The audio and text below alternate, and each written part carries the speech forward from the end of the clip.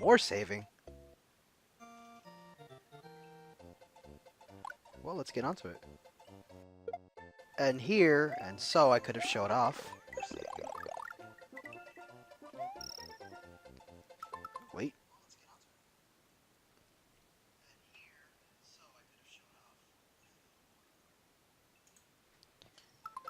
Well, we're getting back into it now.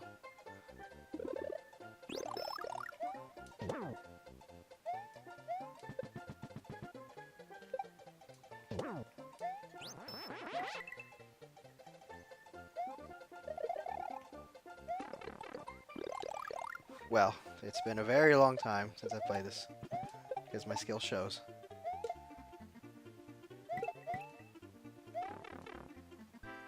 Oh.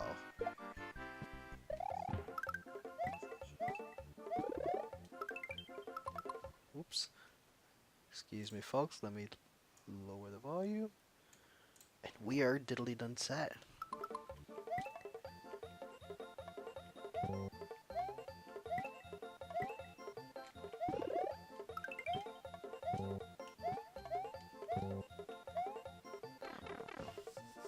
I don't even think you see that mini game as much as you think.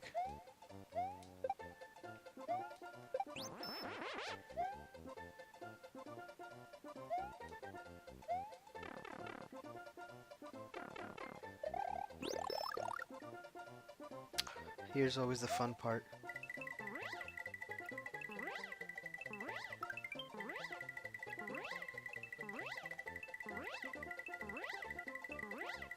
I mean, I guess when you think about it, this is a really good...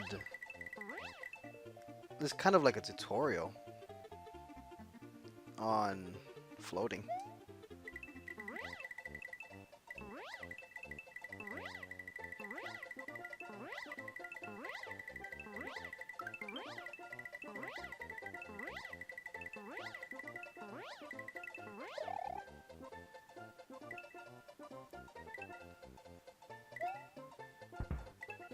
Okay, I never understood that. What is he doing? Is he going kamikaze right in the fucking floor? Oh well, we'll never find out. What we will find out is how much is this gonna hurt? Ooh.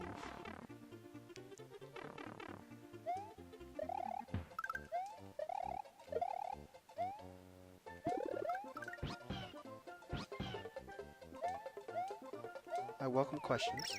What?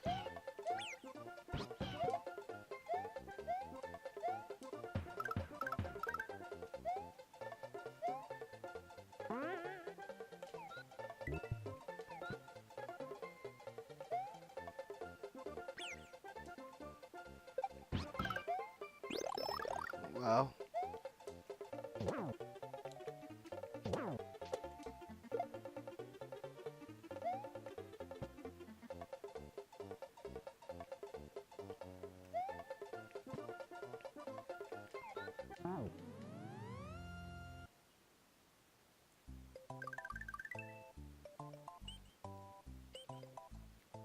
Hey, I might as well 100% the game. Why not? I know every secret.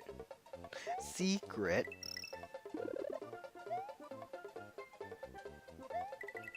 Boo! I'm cheating. Boo!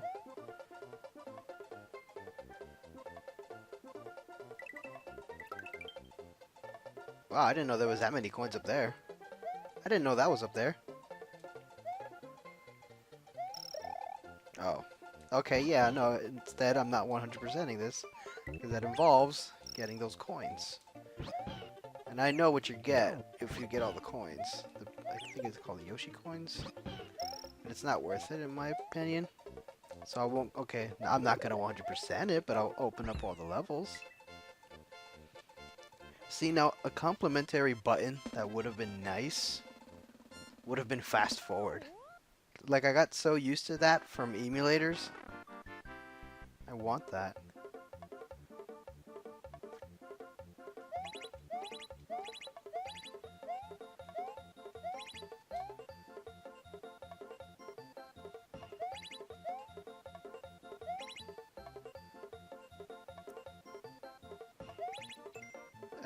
One, two, three.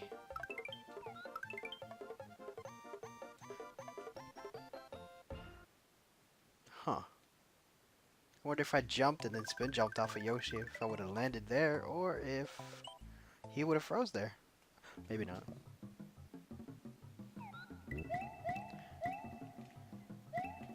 One of the many auto-scroll levels that makes no sense.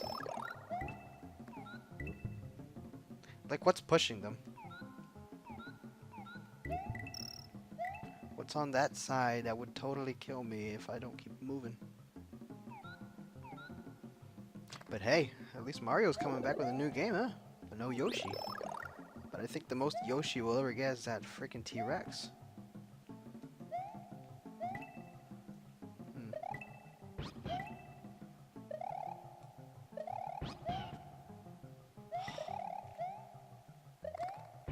I try to spin jump there to like max out the coins from the block.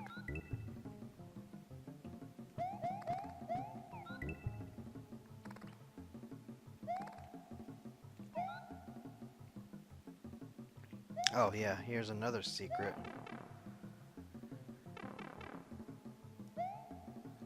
Come Gosh darn it, this game's full of secrets.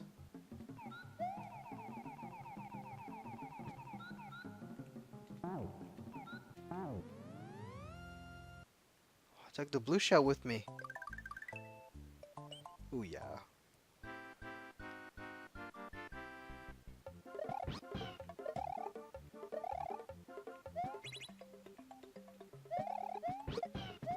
Now this is how you're supposed to do it. And I don't get a 1-up. I guess I didn't time that right.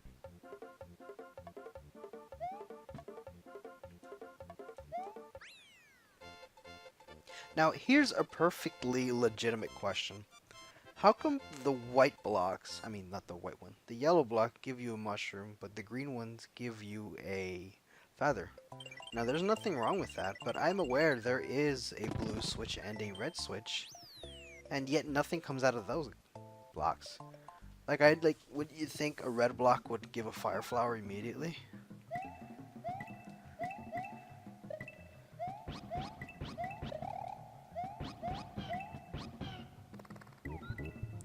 A man can dream, but I mean, surely there has to, I mean, you can totally achieve that in like lunar magic if you got like, yeah, you can totally achieve that.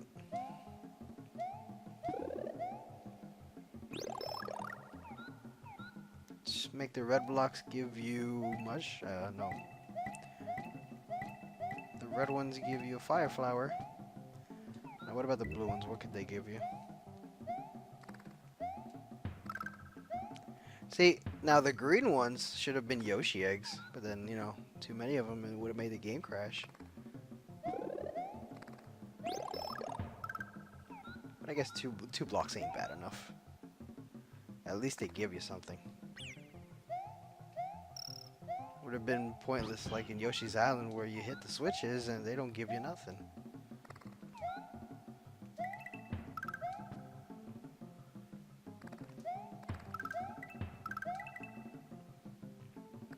Speaking of Super Nintendo, and since I'm playing on the mini Super Nintendo, I will have to say I'm a little more pleased with the selection they decided to go on with.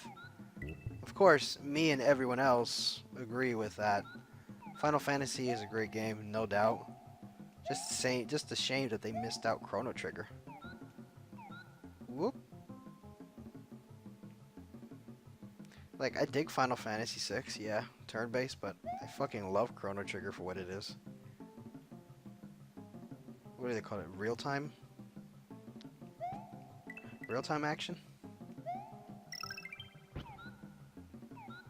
But as always, everyone I talk to, I always recommend them the DS port of Chrono Trigger. Has a couple new little things that I guess could hold your attention.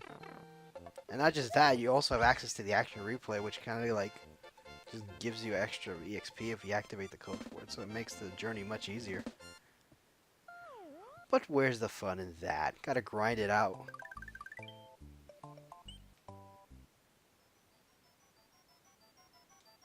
For the longest time, I always thought I 100%ed this game. Okay, when I say 100%, I mean by levels, and I never knew this secret until a couple years down the line. I mean, there wasn't really like a list or like something to tell you, hey, you cleared them all.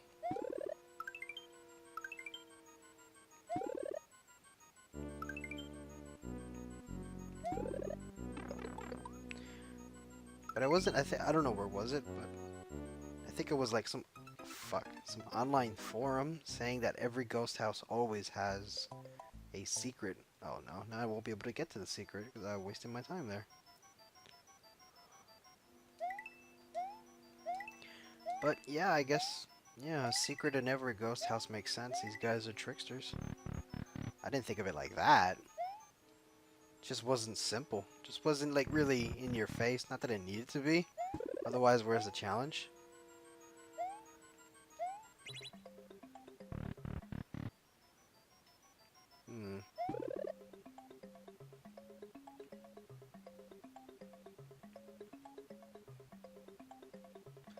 It's supposed to be the worst middle finger I've ever seen.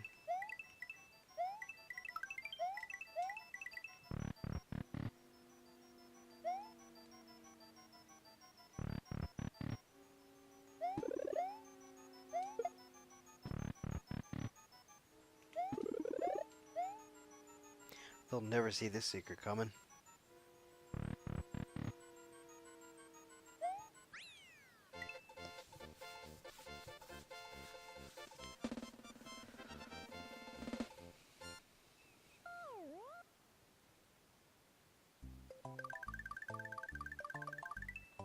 You do have to give it up for Mario games these days, because they're still like one of the only few franchises that still worry about score. Yeah, you remember scores, right? All the way up to the upper right scores. The thing that you showed off at the arcades. If your name was on the cabinet, and if they didn't reset the cabinet, just to screw you over.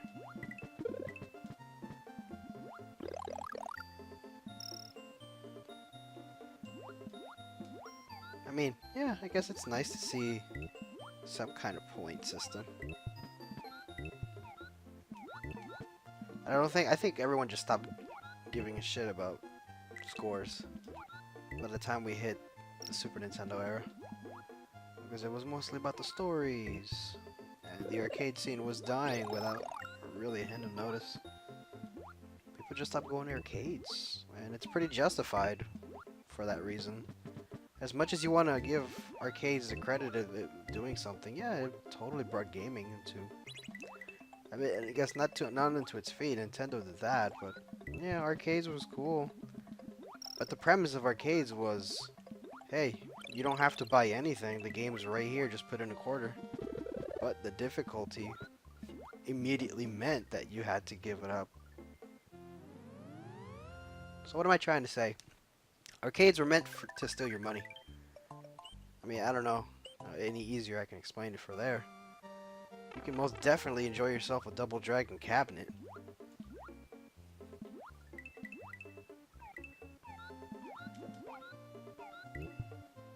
But the premise was that it was hard as shit. Just like the Metal Slug games. They're very challenging, but the only reason why they're challenging is because they wanted to suck money out of you.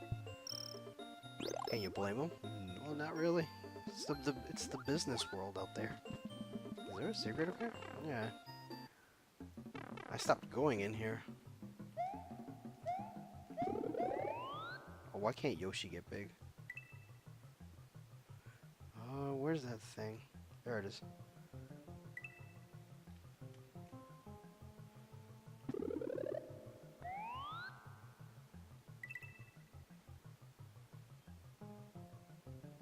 Here's a mechanic you don't see very often. Oh,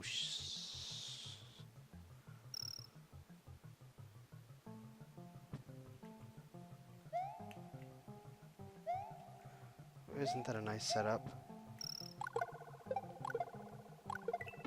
Oh!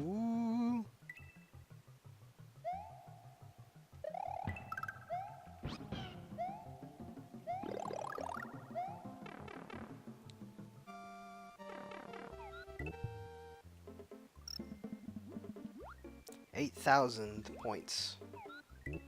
That carries no value.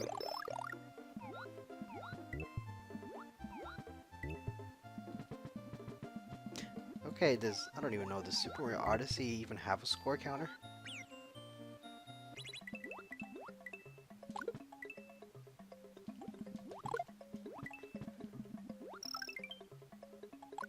Oh, it's a 1-up.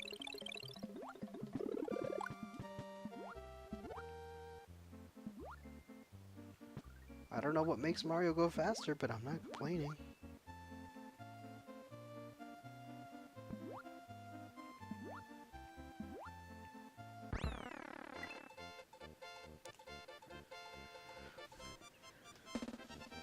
What a good scheme.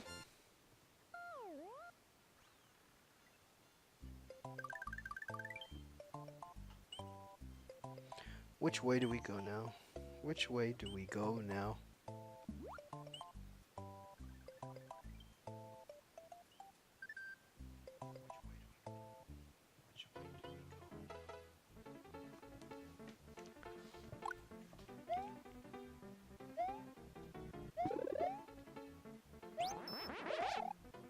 I will have to say, despite the the mini Super Nintendo bringing the enhancements of, you know, save states, kind of simple stuff. They kind of started doing that since the 3DS Virtual Console. Makes sense.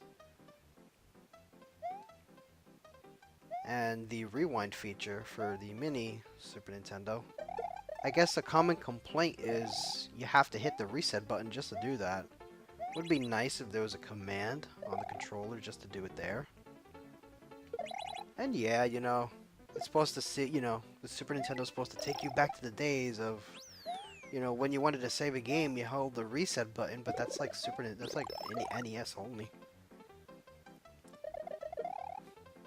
You play Legend of Zelda and it's like, oh, you gotta hold the reset button in order to save your progress, or else you are fucked. But it never hurts to have accessibility.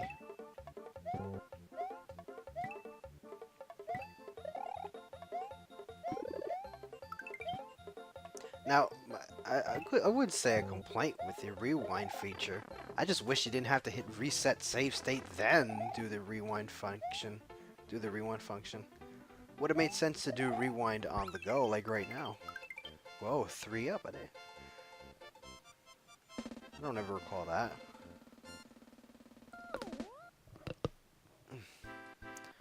Another one of these.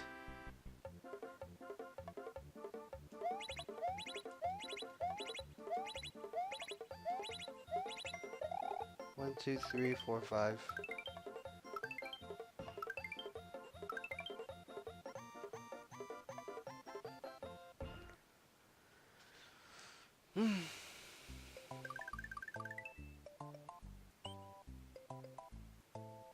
Oh, I guess I never explained. What is my reason for starting off with... What? Poor guy. Didn't he give him a chance to go be a disco ball? Why did I choose Super Mario World first? Why did I choose that to start off the... I guess you can call it the mini Super Nintendo Adventures. Well, I'm doing it by release order. Whoa! I'm doing it by release order in the order that they were released. Now, a very interesting thing is Pilot Wings wasn't released on this. And I'm pretty sure that was like one of the launch games it came out with.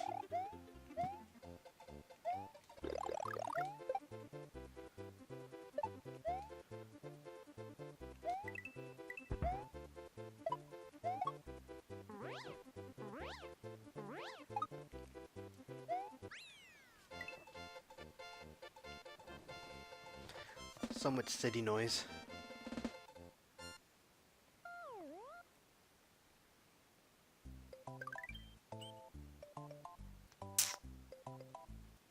Yeah, we'll keep on moving.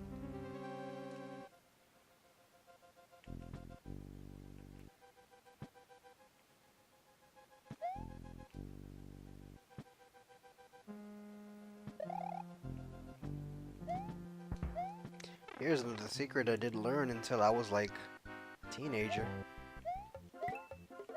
Because I guess since no one asked, I might as well explain what's my history with the original Super Nintendo.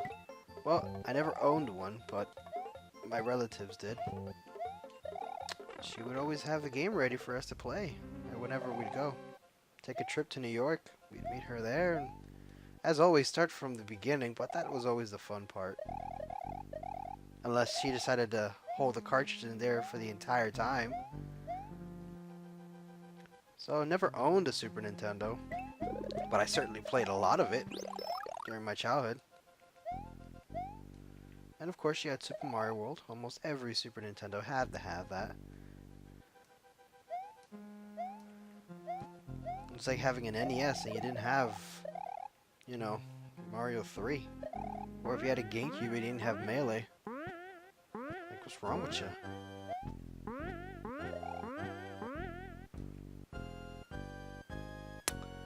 So my relatives had a Super Nintendo, and not just that, the first floor neighbor, which was a very close friend of my aunt and her relative and my relatives.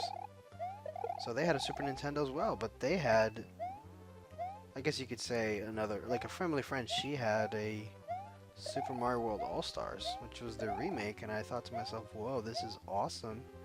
A remake of the 3 best games of all time from Super Mario. Before anyone takes that in a subjective manner, yeah, I certainly think that. So Super Mario World, a very game that I played for a long time.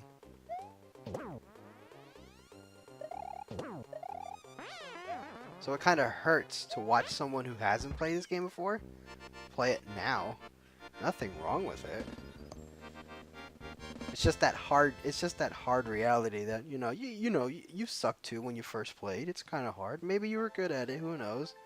But when you're good and you watch someone else play, it's like just pass me the controller, and then either you play better or you play just as bad. But that's how it always was. They always handed the controller to me and my brother, and you know what? I remember there was actually a time we were playing Super Mario World. No, Super Mario All-Stars.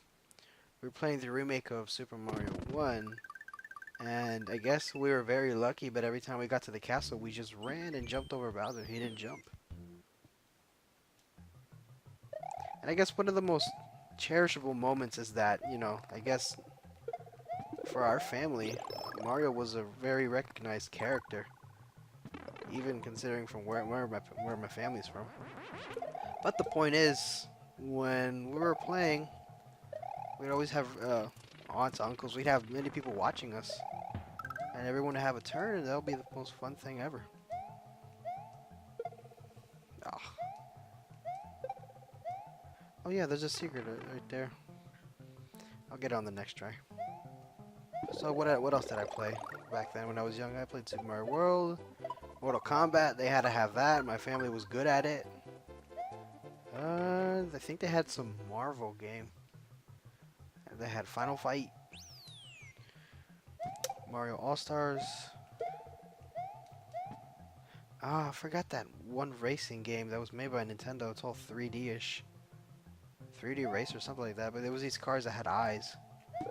And the first floor neighbor had the Super Scope and had Yoshi Safari. Cool game, but just wasn't really... I could say, like, I've tried it out myself. It played decent. Just the sensor wasn't good. And that thing took up like 6 batteries. Wasn't connecting. I'm like, what a loss for cause. I mean, Yoshi's Safari was fun, but it wasn't great. It's like Mario Paint. You know it. You've played it.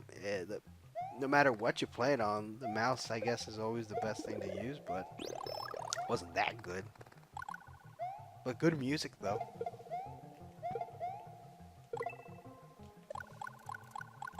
Oh, no.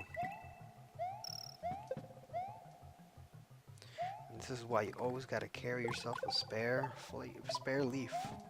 Leaf, feather. I always called it a leaf because Mario 3 it pretty much showed it to me that way. Fuck, I need Yoshi.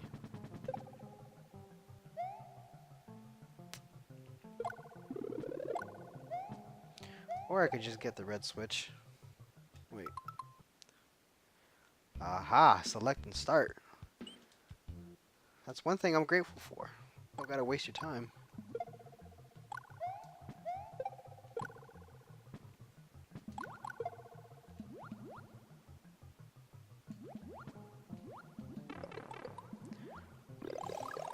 See, if I was playing on a keyboard right now, I'd play like Mastery, No Life, Super Mario World Central User level. Because I love the spin jump for what it does. Just eliminates anything. And a really good second option to like spin jump on spiky things and it won't hurt you. However, when it came to Super Mario Maker, they kind of removed that. You couldn't spin jump on... You could spin jump on certain enemies, but things like a spiny, I guess we call them girder? Chain ball? Yeah. You couldn't really spin jump on that no more. Kind of weird. Or you couldn't spin jump on a saw blade. Oh, pretty sure there's another secret in here.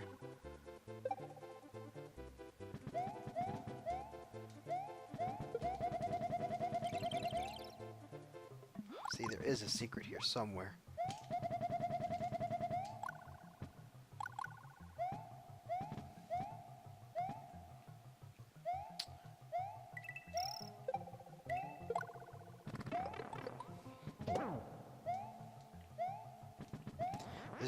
This is those intense moments.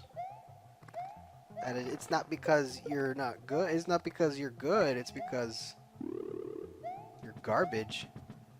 I remember the first time I ever saw that enemy split into three. I thought, what the fuck is he doing? Super mitosis at play here.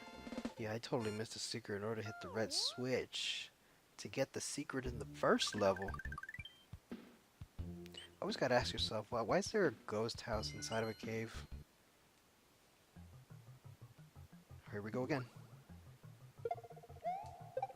Isn't that like the only time you ever see the fish not in air? Not in water?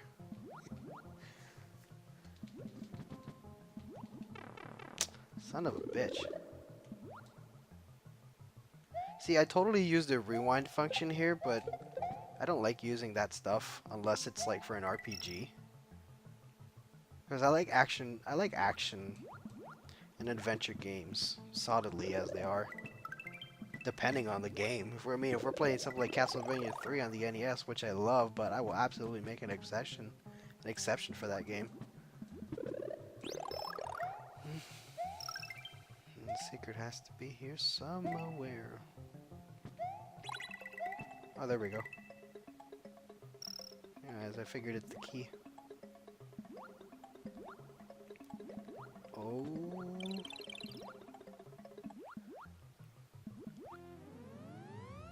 I'm actually surprised, changing topics, how easy it was to get a super... I keep saying super first, a mini Super Nintendo. I wouldn't say easy, but they definitely improved on how much they were going to produce. So most people were able to get one. What is, I guess you could say, heartbreaking is when some places like, I guess Best Buy, not every place, but there are some stores that would not have a limit, one limit per customer. So where I went to Walmart, I stood there till like 7, waited till midnight, and it was one per customer. Everybody there was able to get one. And funny enough, the people that were picking one up were not kids. Now, I'm not saying you gotta be a kid, like, 10 years old. Of course, you have no idea what a Super Nintendo is, maybe. And I guess it makes sense. I guess if you were a kid playing a Super Nintendo back then, you'd probably be an adult at my age. But I guess you could say most of them look like resellers to me. But I guess you can't really just, can't just accuse someone like that, because I ended up talking to 2 guys there that were like family dads and very good gamers. They were very interested in what they did. They go back to even like mentioning arcades and building their own things, using the MAM emulator for arcades and all that. I thought that was pretty cool. And I also saw, I'm not gonna really, I guess you could say, release information, but I did see someone that I was familiar with who is a reseller, and another person who is the owner of a game store. And I think to myself, if you're the owner of a store, I guess maybe you could have connections to get one of those. But unless you're going to get it just for yourself, or you're going to sell it just for reselling purposes. Either way, everyone does their own thing. I mean, I did see kids there. Not to say there weren't no kids, but the grand majority were adults. Not to stereotype,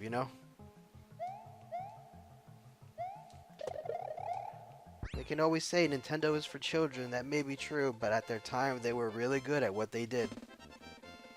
And yeah, you had something like PlayStation, which was really good. PlayStation and Sega, which was pretty much good for teenagers that weren't interested in this. Not everybody has to be into Nintendo. But as long as you can acknowledge that these games are well worth their time like every other thing, yeah, totally. I used to have a PS1. Loved it. Loved playing Lego Racers on that. What I didn't enjoy was the turnaround of PS4 and fucking Xbox. See, I liked Xbox for what it was back then.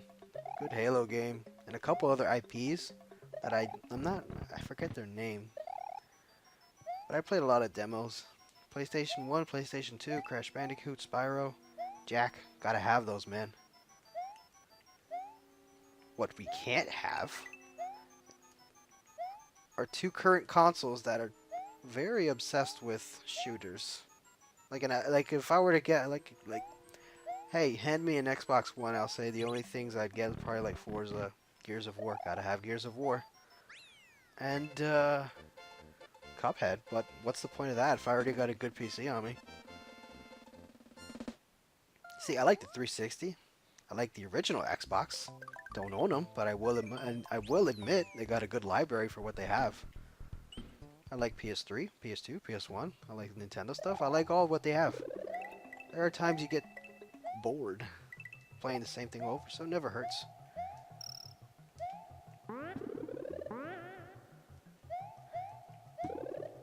You just gotta wish to yourself that what's going on with Final Fantasy, what's going on with Square Enix. Totally going off topic from Super Mario World, but hey, you know what? That's what it means. Oh yeah, this is that one level. And you can spin jump into oblivion.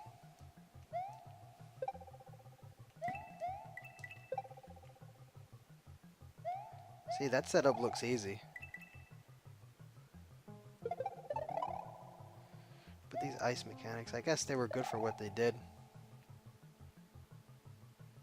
Alright. What? Okay. I guess they didn't all die, so. Having a hard time catch up, Mario?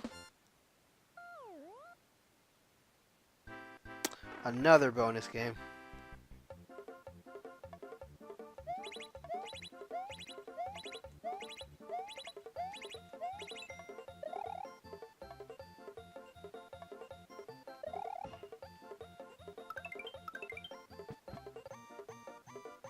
You just stop moving.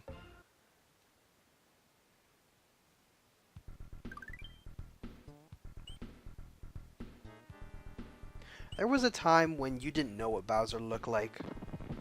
And when you got somewhere like as far as this, that you could see, you know, hey, look, it's Bowser's castle. Hey, look, there's a door that you could totally get into.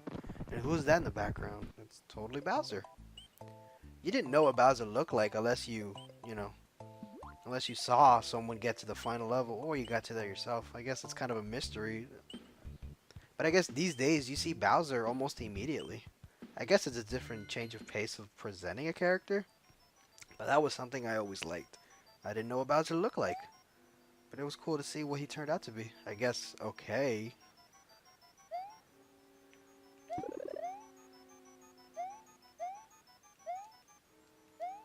I'm not a big fan of Ghost House levels.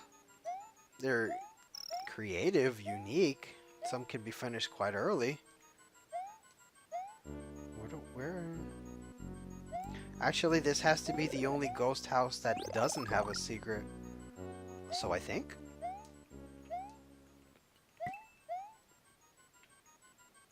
See, for those of you watching now, I did mention I was going to 100% this game. However, the only thing that did change my mind are those coins.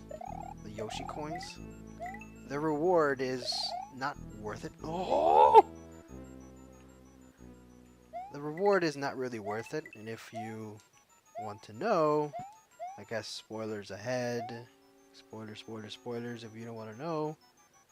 Is that... Well, I gotta have a switch somewhere. It just turns the coins from Yoshi to Peach. Oh.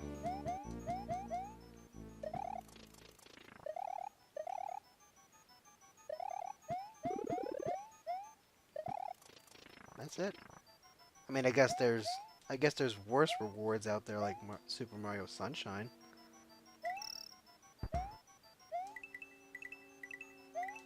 But I did 100% Super Mario World on the Game Boy Advance. And the reason why I did it there was because... Oh, is there something up there? The only reason why I 100%ed the game on the Game Boy Advance port is because it had like a list. It gave you a list of the levels you completed, which character you completed it with, and how many coins did you grab out of that. So I guess that was helpful, accessible. Now I guess when you come to criticizing Super Mario World, you think you tell yourself, hey, this is a pretty well built game. You know, they possibly couldn't have left nothing out. See, that's what I thought. I thought this game had tossed every idea that Nintendo had during its development phase.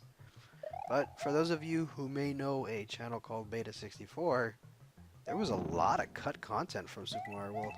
And I asked myself, imagine how incredible Super Mario World would have been if it had all the time in the world for development. Well, I mean, you can ask almost every game about that if they had, you know, because most games are rushed. You don't know that. I didn't know Super Mario World was a rush game. Nobody really says anything. But hey, fun nonetheless, right? Would be awesome to see Nintendo go back and, you know, I guess finish up whatever they left out and just put it back in. But that sounds the same as, you know, someone who says, I want Super Mario Sunshine 2. I want Luigi's Mansion 2. Sounds silly, but the difference is, I'm talking about development and left out content.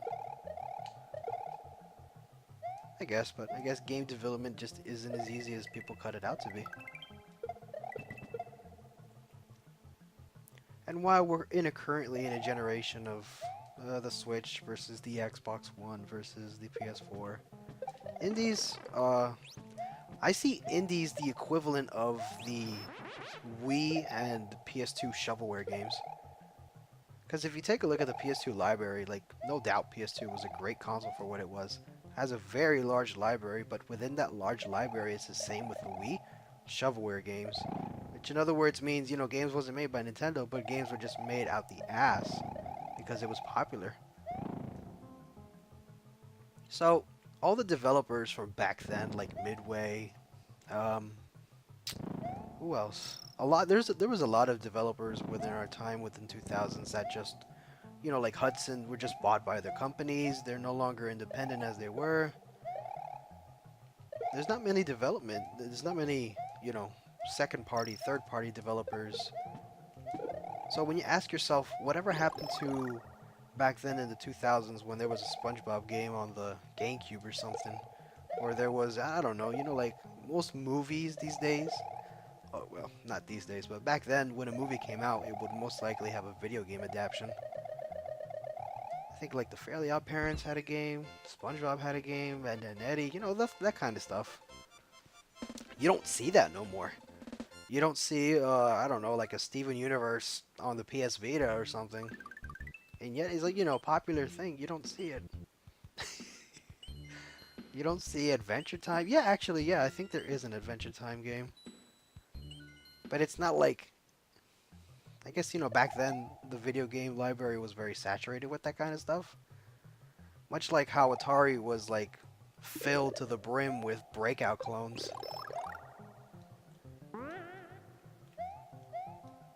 And what else? I guess Centipede clones. I mean, even the Intellivision. Why did I go back here?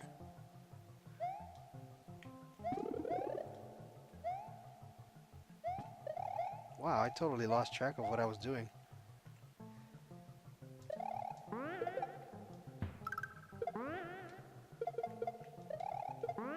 Always gotta have a mayhem.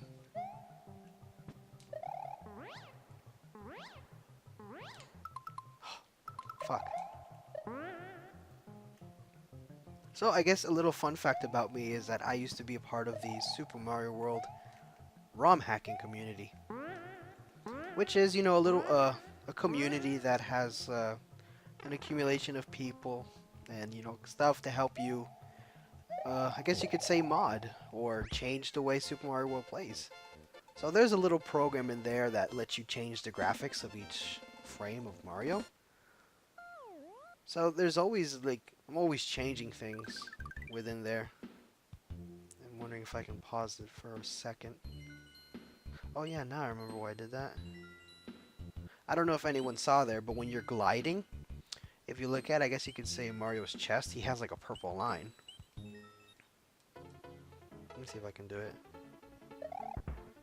Oh no, it's this level. Fuck. Well, there's a purple line on Mario right there, so I always went out of my way to color that. A very long process, as long as you know what you were doing. This is one of my least favorite levels. It introduces bullet bills in a, I guess you could say, a very interesting way.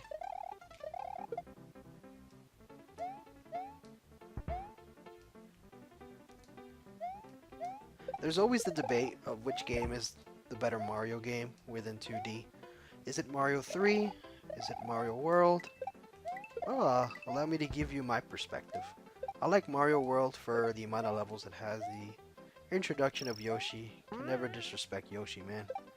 But if there's one thing I still love Super Mario 3 for is the amount of power-ups. And it was really one of the first games that cultivated the, I guess you can say, the sequence of themes. The grassland, the desert land, the water land, big world, and all that stuff. Not that every Mario does that, but yeah, if you take a look at something like New Super Mario Wii, it kind of does that thing. And New Super Mario Bros. Wii was a very underwhelming game, just like the DS. What was it? New Super Mario Bros. For the DS? That was a very underwhelming game. I didn't like it for what it was. I got a little guilt behind that game. Totally unconnected to the game. But yeah, I didn't like the game for how easy it was. I mean, I guess these days, kind of hard to play a game like that, isn't it? Oh yeah, I guess this is the first level that introduces the Magic Koopas? Or Kamek, as you want to call them. Nope, nope. I always forget L and R has functions in this game.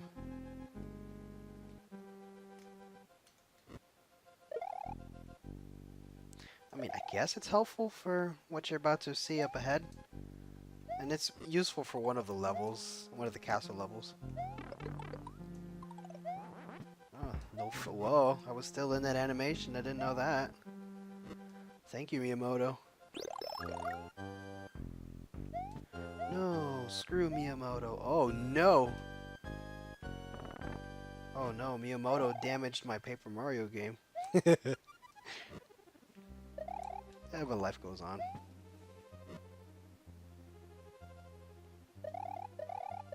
Actually, as I mentioned, Shigeru Miyamoto, he wasn't really the director for this game. He was more of a supervisor. Despite him being the creator of Mario, he hasn't really touched a Mario game as a director since Mario 1. I'm well aware Takashi Tezuka was a director for Mario 3, which is, I guess you can say, the reason why there was such a dramatical change. This used to be a hard boss battle back when I was a kid. But what wasn't hard back when I was a kid?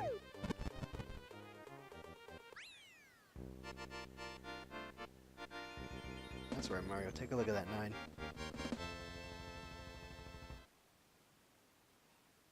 So what else can we elaborate with Super Mario World? These cutscenes are nice.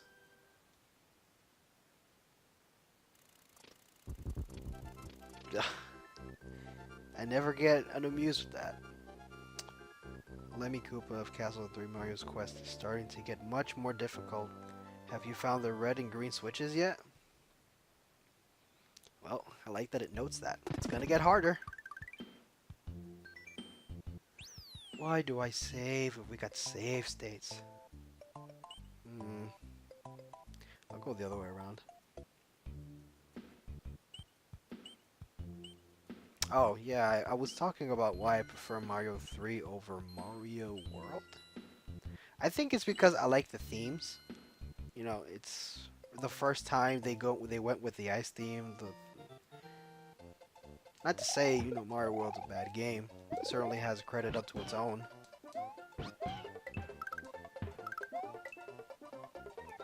And I have to say, you can like whatever you want. But for me, Mario 3 does it so well. Mario 3 does it well for me. Because I did play Mario 3 when I was a kid. I will have to say that's one thing I guess you don't hear these days. Yeah, I was raised with Mario 3. Well, everyone back in the 2000s had their PlayStations and their GameCubes. I had an NES. A very weird thing. Somebody would call me an old man just because it sounds like I know what I'm talking about. But Mario 1 and Mario 3 were childhood games.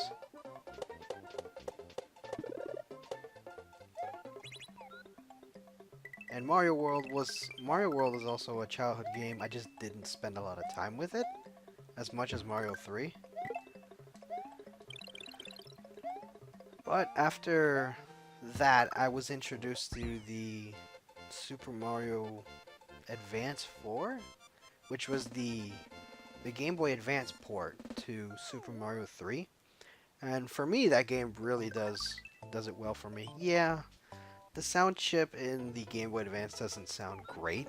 I understand that.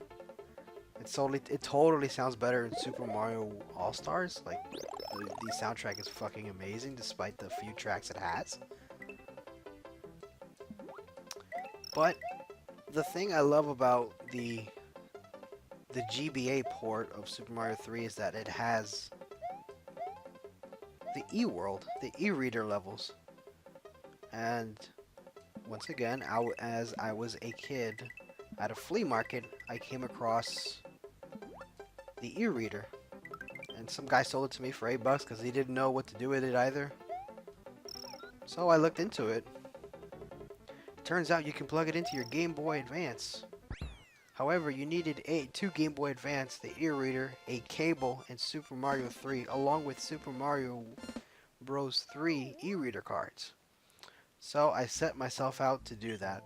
I got two Game Boy Advances, I got an e-reader, the GBA link cable, a copy of Mario 3, and some e-reader level cards. And would you figure it out? It was probably the most weirdest setup I've ever had to do for a game. But it was a very cool one.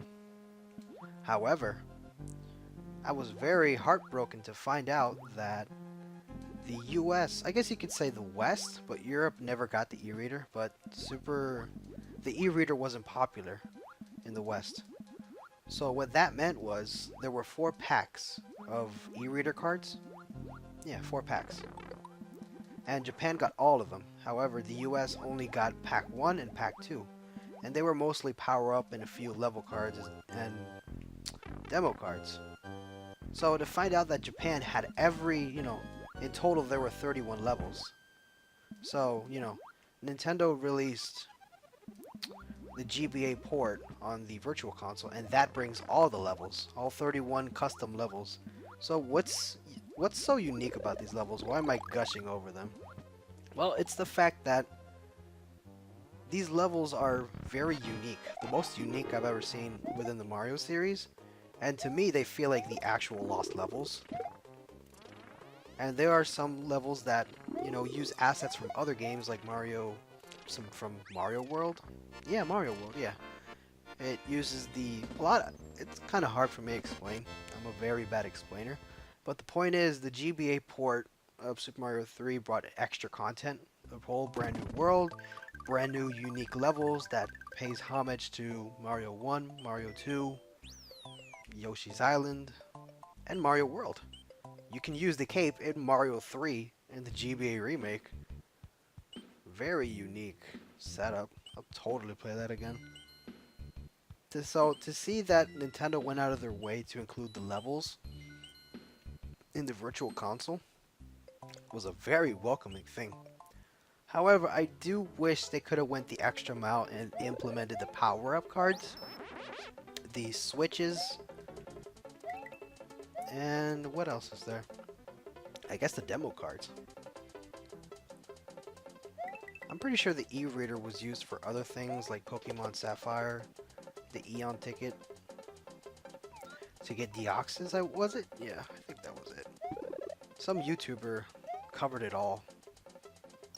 But I was very disappointed to find out how little time you gave it for Super Mario 3. So that was really cool to see that Nintendo, I guess you could say, I don't know, R&D, Research and Development 3, 4, 1, decided to make completely brand new levels for an already existing great game. And I guess you could say the e-reader was like the earliest attempt at DLC before Amiibos, because you had to pay, you know, it's like trading cards. And the e-reader had a bunch of old other cards, Game & Watch cards, Pokemon cards, Animal Crossing, Mario Party for the Game Boy Advance. Yeah, that totally happened, and no one remembers it, because we all remember the console versions. But it was never popular. But for some reason, the e-reader was popular in Japan, so I wonder what did make it popular. I guess the competition really held it back. Europe never got the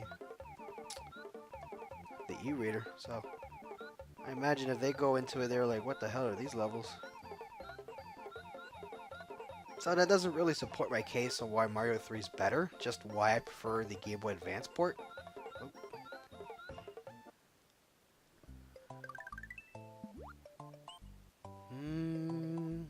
I might as well keep going.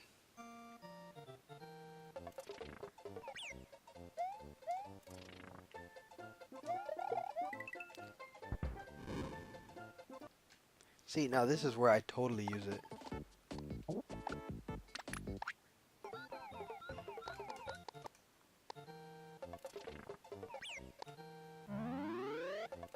And that's how the rewind function works. And that's how I lose it immediately!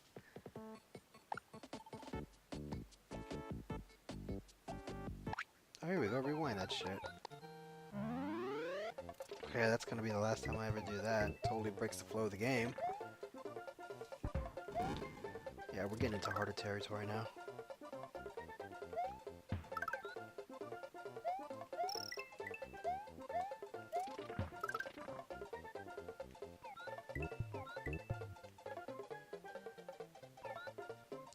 The blue Yoshi is actually my favorite Yoshi. Everyone's favorite Yoshi because the darn thing can fly. With a simple hold of a shell in his mushroom.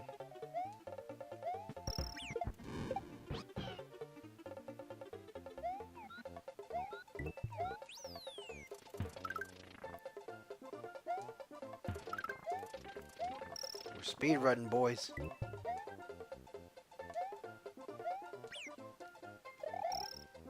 I don't know if anyone got the chance to see the Nintendo World Championships, because Nintendo somehow remembers Super Mario Bros. Deluxe. Not to say they forgot it, but it was really neat to see the two-player function, the two-player race from Super Mario Bros. Deluxe. For those of you who don't know what I'm talking about, the Game Boy Color got a port of the original Super Mario Bros. 1. But this port brought much more things. It brought the lost levels, it brought Mario 1, it brought these these Game Boy printer functions, challenge mode, you versus Boo, and then there's also the two-player function that you would use the IR sensor from the Game Boy Color and you could race another player. But it was only like in 8 sets of levels. You couldn't race them in like the original levels. So to see that being showcased in Nintendo World Championships was really cool. Because I never got to see the function because I've always played Super Mario Bros. Deluxe single player. I never saw anyone play it two player because either they never heard of the game or they never had it. So hopefully such a thing will open, open doors to people acknowledging the Game Boy Advance port, the Game Boy Color port of Super Mario Bros. And it's a really good port. I'll give it that. The only problem is the screen crunch. The screen on the Game Boy Color is smaller. don't let that hold you back. It's on the Virtual Console. I think for the 3DS. I did wish they would add the function to make two-player accessible. Because, for those of you who may know, Pokemon Red, Yellow, Blue, Gold, and Silver have trade functionalities on the 3DS, so they could have gone that extra mile and add the two-player functionality on the Super Mario Bros. Deluxe. It's always annoying to say the game's title after a long conversation.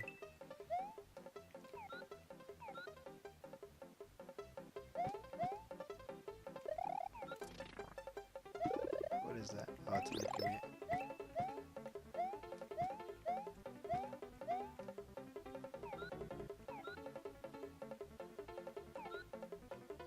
It's always painful to watch one of your favorite games be played on a YouTube channel, and when those people playing the game aren't good. I mean, not picking any channel out in particular. And it's like if you're gonna play the game, at least have some skill on it. But hey, it's what they choose, you know. It's their channel, the way they run it. I guess criticism never hurts. But people these days can't take criticism. Well, not to make anything negative.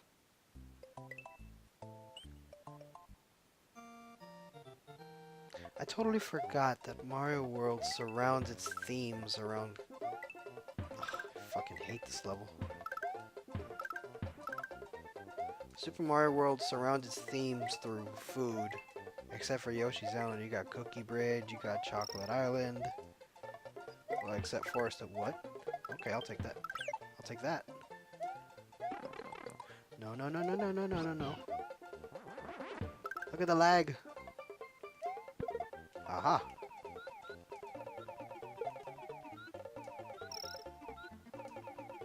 Yeah, now you see why I hate this level. Too much shit is thrown at you. Oh yeah, I totally forgot. These Koopas always come. They're not set. Like if you look at a level editor for Mario World, these guys are generated, like generators. Which means they'll come at any point at any time. Would be crazy to see such a schematic level lay out with those guys already out. I think they are laid out like that. No, that has to be through a generator. I know I'm talking like a very... Never mind. Wait. I can use the rewind function. Oh, what did I do? Oh,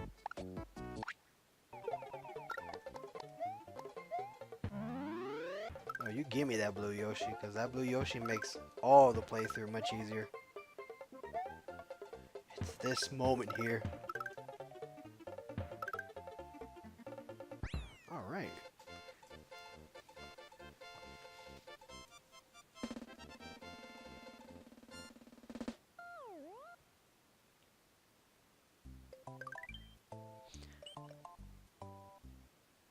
Okay, so I'm sure the Game Boy Color, well, not the Game Boy Color, the Game Boy came out much before the Super Nintendo.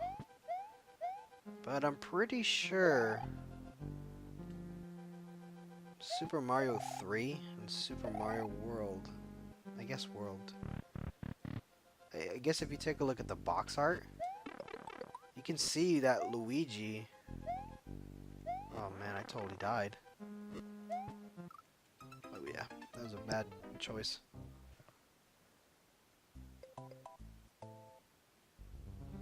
Luigi was always a second banana to Mario.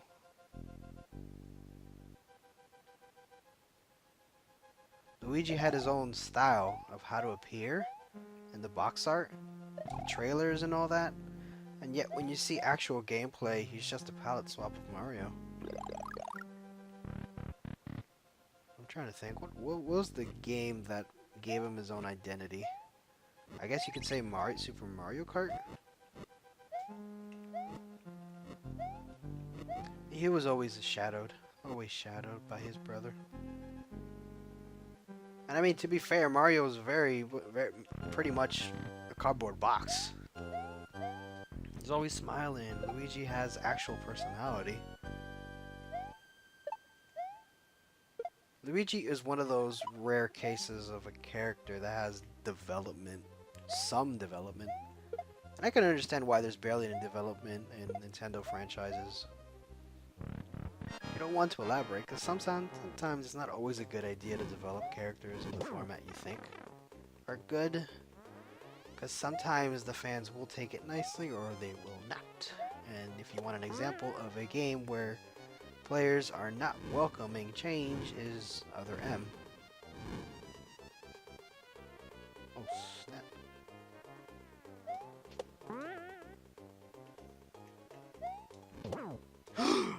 That fucking fireball, man.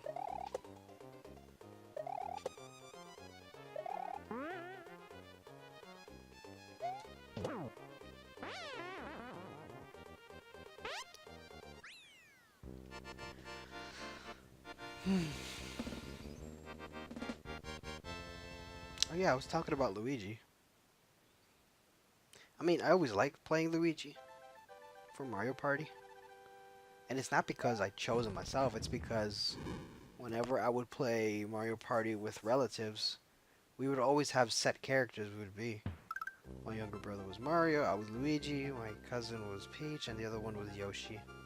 So I guess you can say that kind of set a precedence or a habit that I would always choose Luigi for every spin-off game. And no doubt Luigi has his own character. I mean, Luigi's Mansion really solidified a personality with him. Yeah, he was a scaredy cat, but hey, he went out of his way for his brother. Meanwhile, as we're gonna follow theories, Mario is... I was about to say pedophile, but... a psychopath and all that stuff. I mean, the man's 30. Nintendo can say Mario is within his 20s. The man looks like he's in his 30s for me. Unless back then, back in like the 80s and 90s, the development gene was very old. But hey, Mario was always a plumber. Nope, even that fact went out the way. Mario's no longer a plumber. Well, I mean, no shit. So, he hasn't been to his job in like, how long? He's been in the Mushroom Kingdom forever? Well, last time he was doing his job in the Super Mario Brothers Super Show. So he hasn't showed up for work. But hey, Union decided to wait 30 years and be like, you know what, we're gonna fire Mario.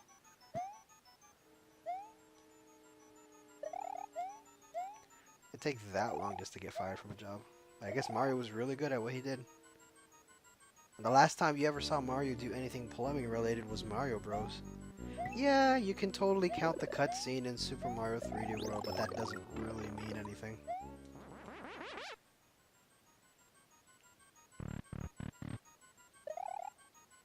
Another secret here.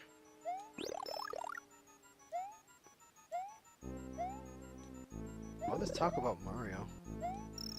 I mean, Mario Odyssey's coming out. Very excited game I'm waiting for. I will say, though, I am kind of glad Miyamoto's not directing the game. You can call him backwards. You can call him anything you want. Most definitely, he brought a very good precedence when it came to Mario, Jumpman, Donkey Kong. But sometimes his ideas don't always flow the best. Is this a secret? Yeah, it is.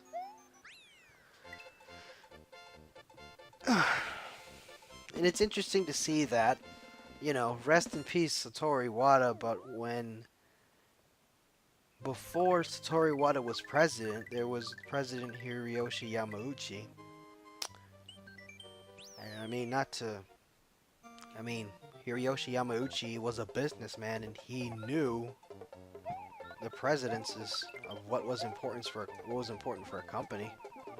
Satoru Iwata was a software developer. I'd say he was bad at his job. Yeah, the Wii U was the total failure. But if you're not a businessman, it's gonna hurt your business, man. Ah, ironic.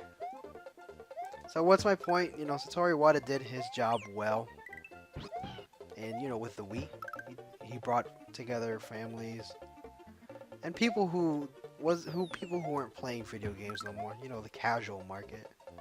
So they tried doing that with the Wii U, but it didn't turn out very so well because,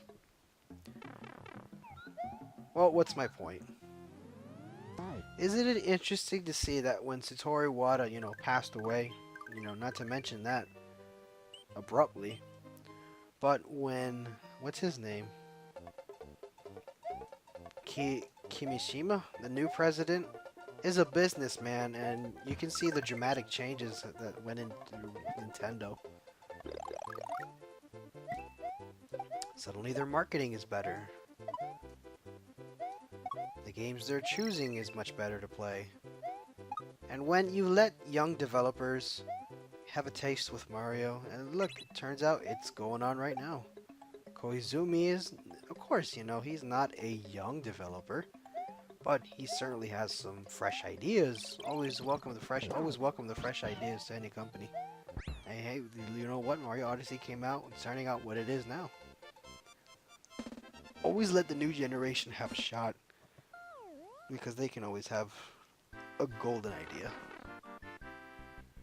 Yeah, they're seniors, but not always are they dependent.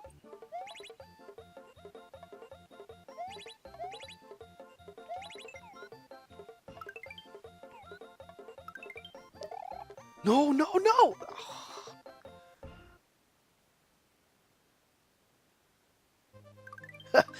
Well, he's stuck in there forever now.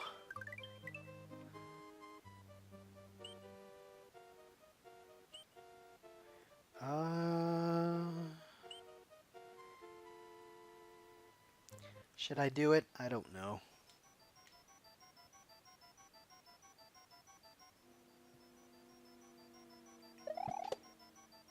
Yeah, might as well. So, what I'm doing here right now is replaying the level. But you're probably saying to yourself, what's the point of playing that level if that level doesn't open up anything new? Well, I'll explain in a bit. Might as well enjoy the scenery now.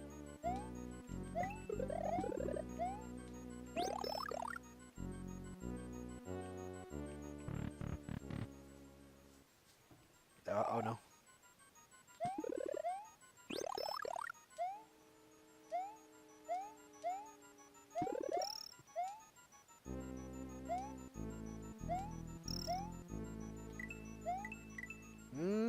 I'm pretty sure the exit is the other way around. Come over here.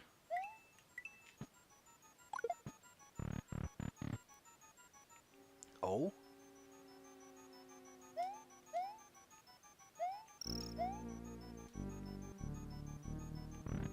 Oh no, it repeats. You know what? Forget it. So what I was trying to do here was complete the level, if I even recall, if you can beat this level normally. But it opens up this path here. Of course, you're already asking yourself, what's the point? You already made a secret, you can go this way. Well, if you want to 100% the game, you gotta you gotta find the exit, and yeah, the animation opens up here again. But that's how it goes.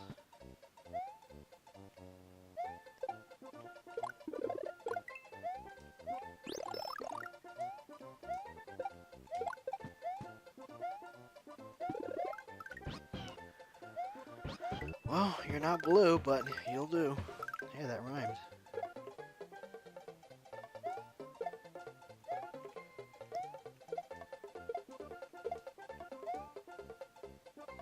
Speedrun strats. Speedrun strats. Oh, that lag! Too many sprites on screen.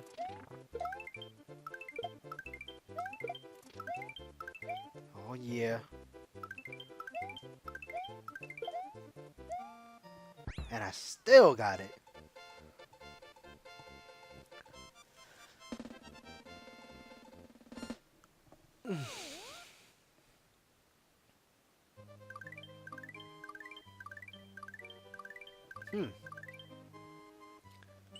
Okay. Oh, it's a water world now. Oh, the secret's easy. So is anyone excited for Super Mario Odyssey? A better question is, does anyone have a Switch?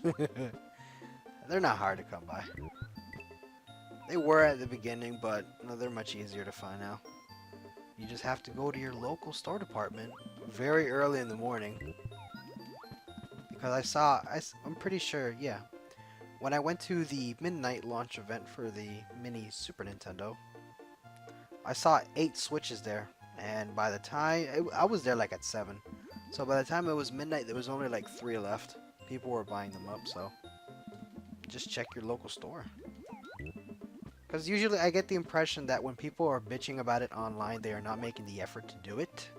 Not making that effort to look for one.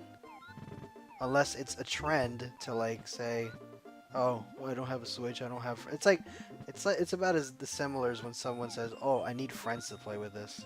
And it's like, you just want to make top comment, don't you?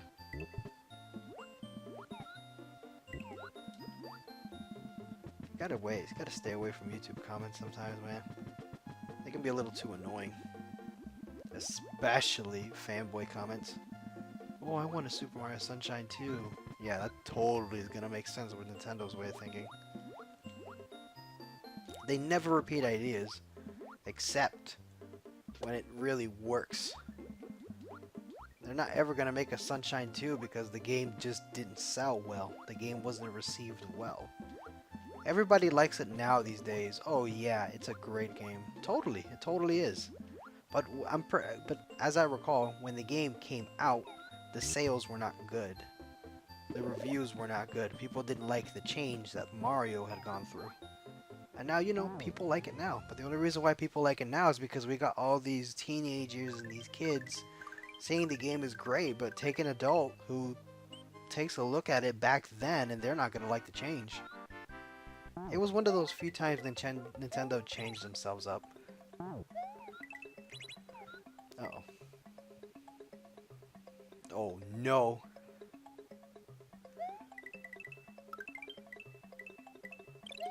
What? You're supposed to change. Ugh.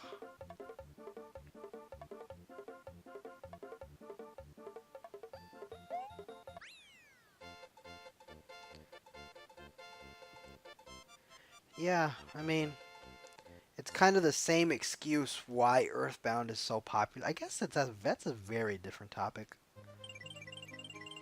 Because I remember back then when Super Mario Sunshine came out, I had a friend who returned the game because he didn't like how it played. I'm not bullshitting any of this. Because I remember he took the copy. He was like, because there was still a time when you could trade rare Pokemon cards for video games. That was still a thing. Or trade cards for like a Game Boy Color, Game Boy Advance game. That's how rare they were. So someone was returning their copy of Super Mario World Sunshine because they didn't like the way it played. I don't recall what this person looked like, but I'm pretty sure he was in middle school. Sounds like a bullied kid. Oh, you play Mario, you play Nintendo, ha ha ha. Oh, those were the pre-days of those. But yeah, he returned it. He said he didn't like the way the game turned out to be. And the store owner pretty much said the same thing. I didn't like the way the game turned out to be. So that pretty much demonstrated to me that people weren't liking the change at the time. Now if you go on to, I don't know, top 10 Mario games, someone always mentions Sunshine. Oh yeah, it's one of like the greatest games of all time. Hey, it's your opinion. You can say whatever you want. But facts are facts. At the beginning of the game, people didn't like it. I thought it was a very unique game. But if I have a Wii, and if I were ever to go out of my way to get some games from the GameCube library, Mario Sunshine wouldn't exactly be on the list. I mean, Luigi's Mansion, yeah. Wario World, yeah. But Mario Sunshine, I don't really give it a second thought. I guess it's because I never played it. Well, I mean, I did, like demos, but I never got the chance to play the entire game.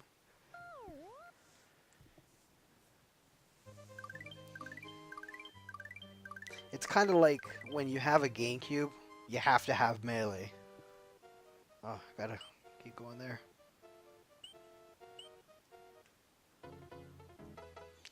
That sort of thing. Oh no, this is a boring level. Yeah, so what's up with you guys?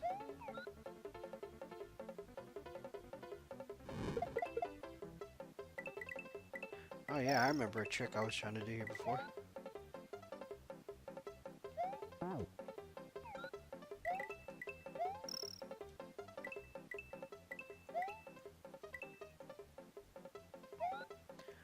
Okay, so we got the mini NES, we got the mini Super Nintendo.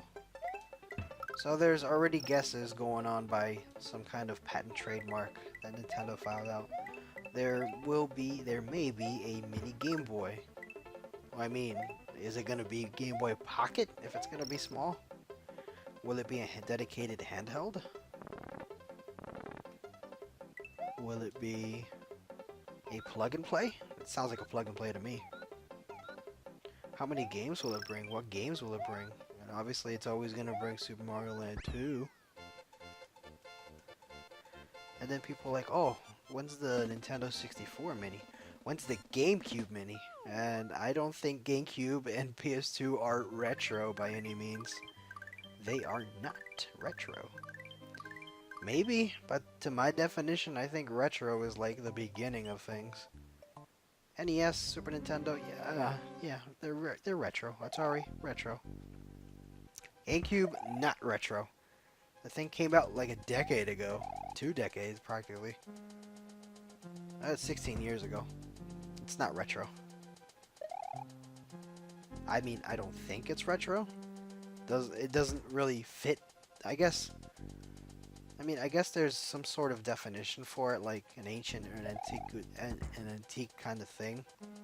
But when you say GameCube or PS2 is retro, it doesn't fit the term that we as gamers establish retro for. It doesn't look retro. What does retro mean? It has to look blocky. It has to look 8-bit. It has to look 16-bit. You know, not 3D. I mean, that's the way I think of it. So I don't see GameCube as retro.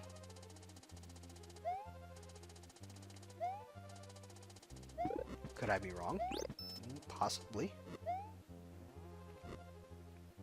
I mean, I guess you could call it a mini GameCube collection, not a mini GameCube classic collection, because there's none of those games are considered classic yet. I think it's when those people asking for Sunshine 2 are like within their 20, or like, you know, within their like late 20s. Yeah, it's retro.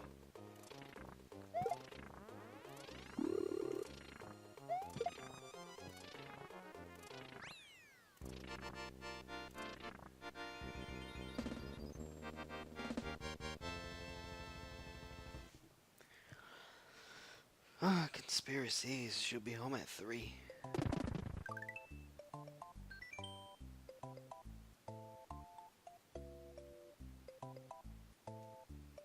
Let's keep on going. Oh yeah, these levels. Totally forgot about that. Wow, I jump into a lot of topics. Don't really elaborate on one.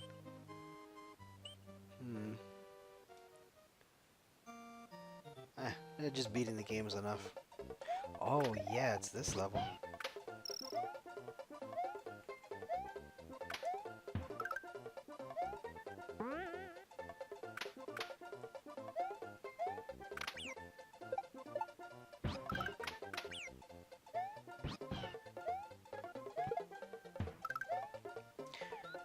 A lot of things are being squished over me.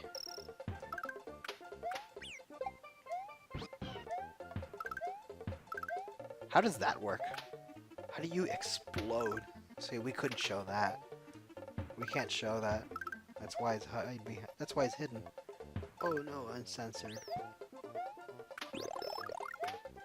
I like how these bubbles just stop you for a second in your momentum. Oh.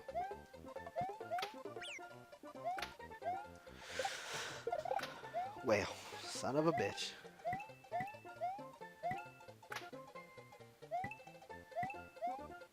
I keep thinking there's gonna be something interesting here, but no.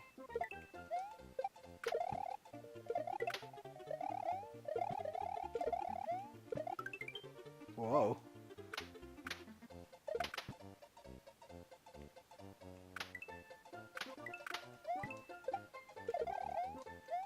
There's way too much going there.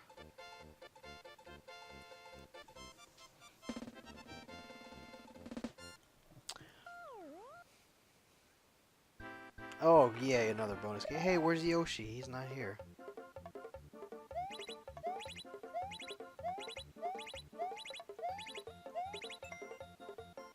Okay. I never had that happen before. 2 in a row of a different kind. Oh, 2 of a kind, if you want to call it that.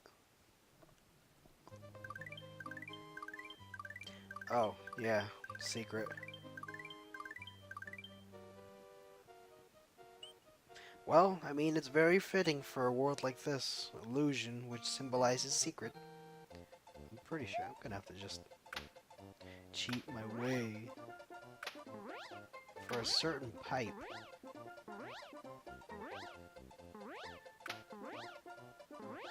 Look at me, I'm cheating. I think it's that one right there. No? Well, I tried.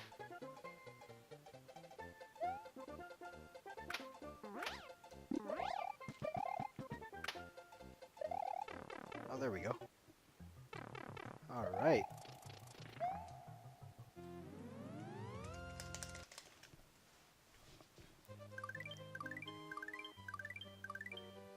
And yet we never see Forest of Illusion after another game.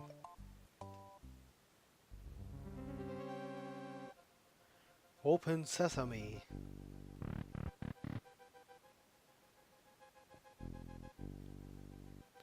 I am hungry. Oh, it's this gimmick. I think people use the word gimmick too much these days. Like somehow you're applying the term gimmick to consoles. That doesn't make much sense. To an extent, yeah.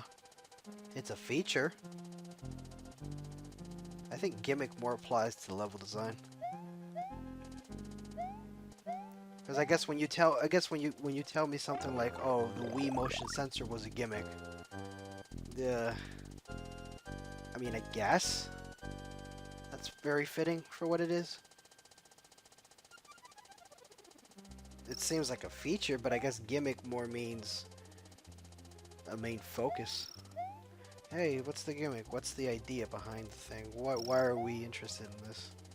Oh, because... Oh. What's this? Har har.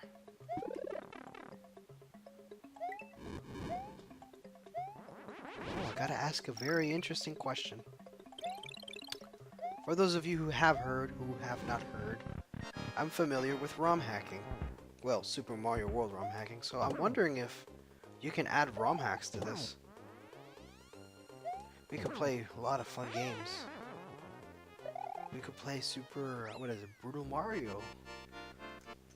We could play Mario's Missing. We could play Mario Paint, and yet no accessible device will allow us to achieve that. Unless Nintendo makes a, I don't know, a mini NES gamepad.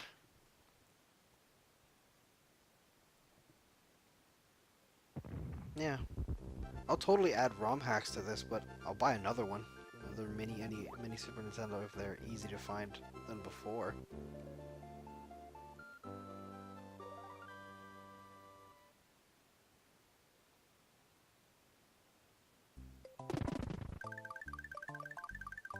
Oh?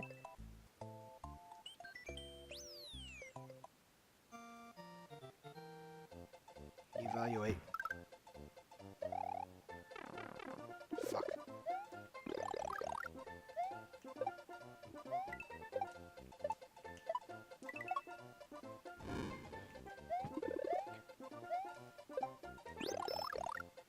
Wow, how long's it been for this stream? 2 hours. I get hit.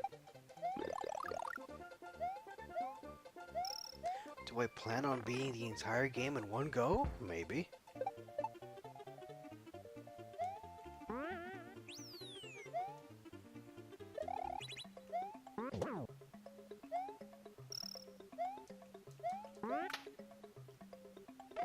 I would have to say the feel of the controller for the Mini NES, it's on par.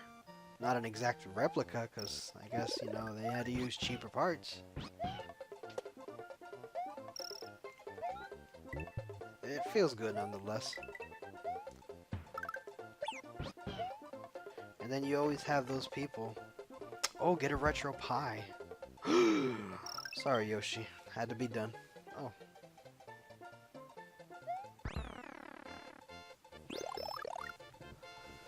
It's like you gotta hold the jump button just to go farther. Unless Yoshi was too heavy for that.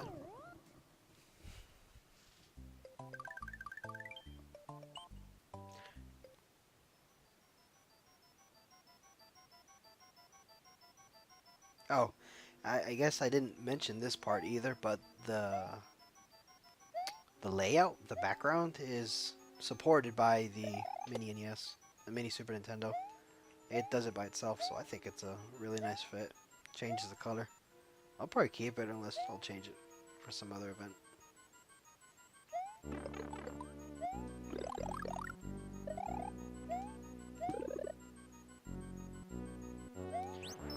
This is the one level and the only time in this game you'll ever see that fire guy. The flame fishing guy.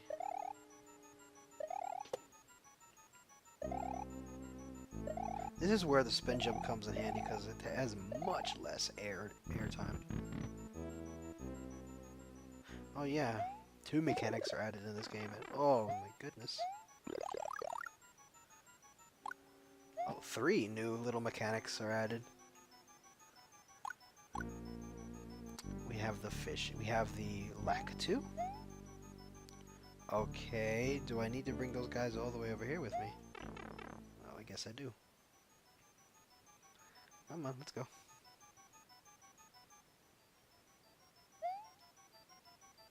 I will say the level design for Super Mario World it's good for what it is. Up here, up here.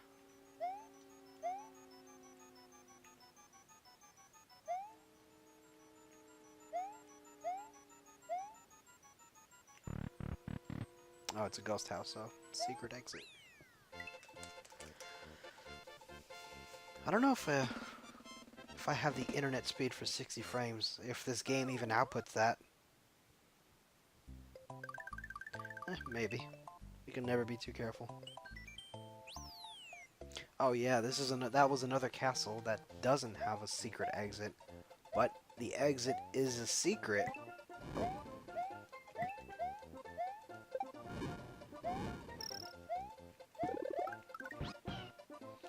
Alright, Yoshi. We're gonna bring that with us.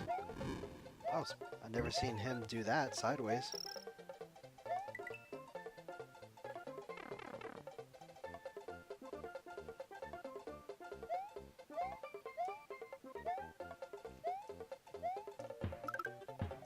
The controls in this game, and the controls in Super Mario World are very tight. Whereas, I guess you can say Super Mario Bros. 3 is a little floaty in comparison. Oh, did he just swallow it? Yeah, he did swallow the springboard. Nobody ever questions a dinosaur wearing shoes and a saddle. What's this?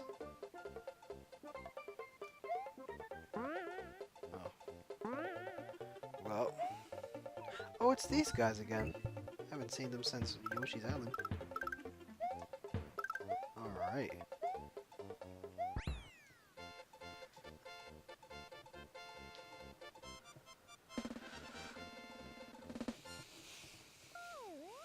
Another bonus game? I think a little way too hard for that.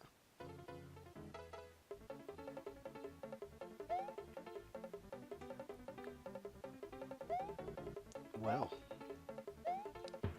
we all remember Yoshi, the levitating dinosaur.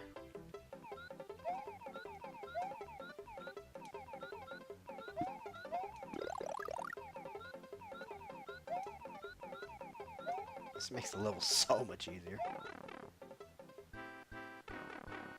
Oh no, he ate it. Oh yeah, it's not that he ate it, it's that Yoshi doesn't really carry anything with him.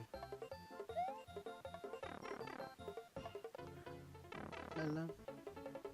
Oh, looks like I gotta beat the level normally.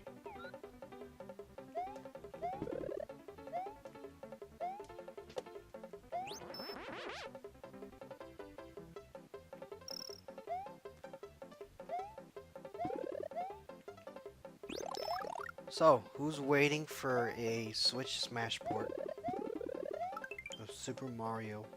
Super Mario of freaking Super Smash Bros. 4. Okay, sorry Yoshi.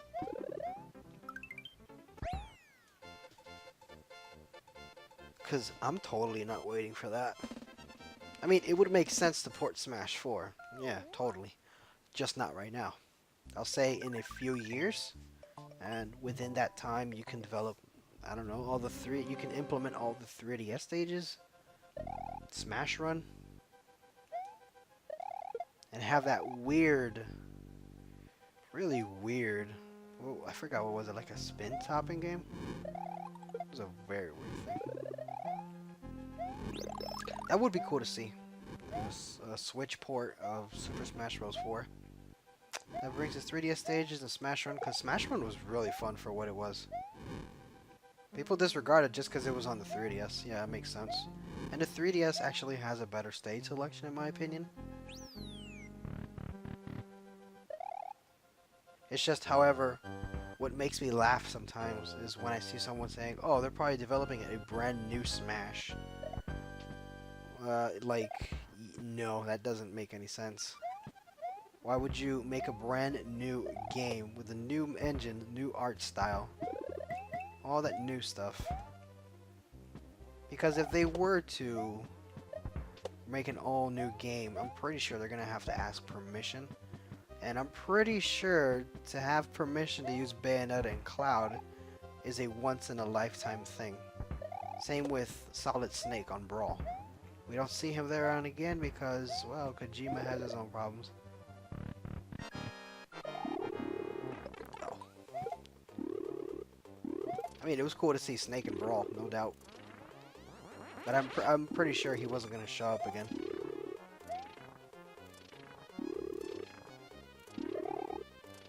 What made me think that? Well, that was actually around the time when Konami started fucking up.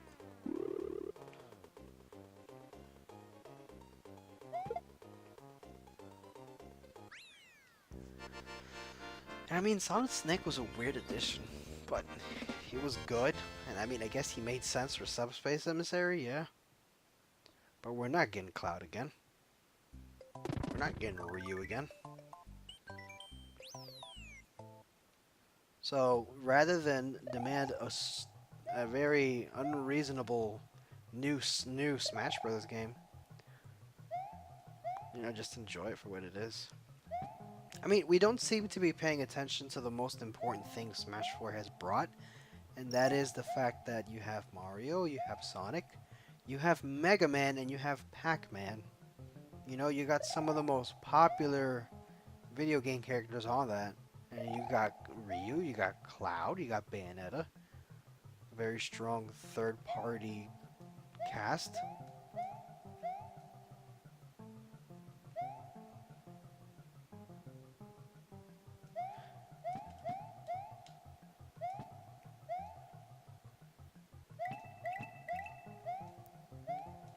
So I think it's become a meme at this point that every time there's a Nintendo live stream, people are always going to say either Melee HD or Smash 4 port.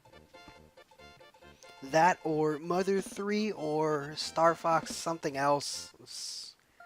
You know, very cringy stuff, so It's no longer there's no longer a good reason to stay in a live stream chat that's Nintendo related because you're gonna see that kind of demand. I want to see if I can do that glitch. I guess not. Oh well.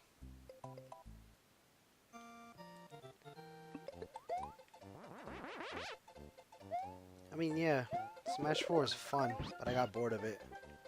How can I get bored of Smash? I don't know. Dedicating like at least 800 hours into the total amount.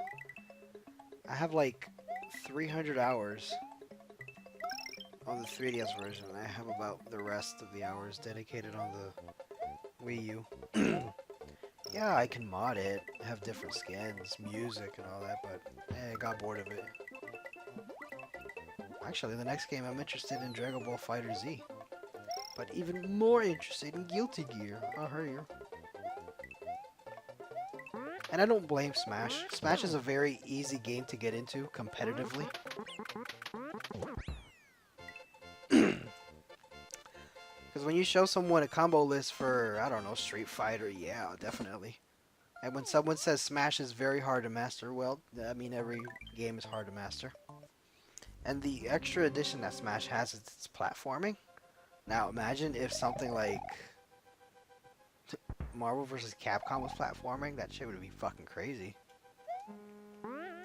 Oh, poor Marvel vs. Capcom. Infinite is awful. I mean, yeah, well, it's like playing Marvel 3. What's the point of getting it if the majority of the cast are recycled?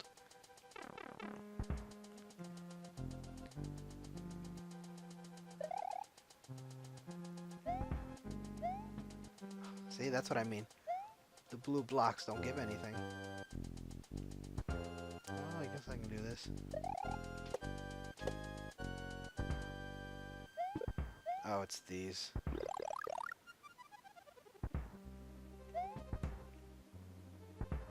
Well, you got enough time to make it through them.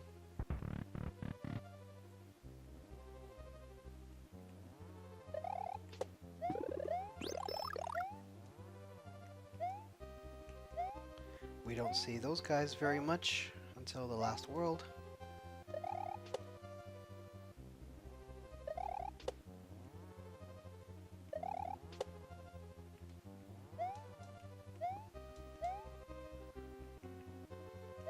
If there is one thing that Smash has established well is a controller. If a Smash if a Smash game doesn't have the GameCube version, we are talking about playing a game in a very difficult manner.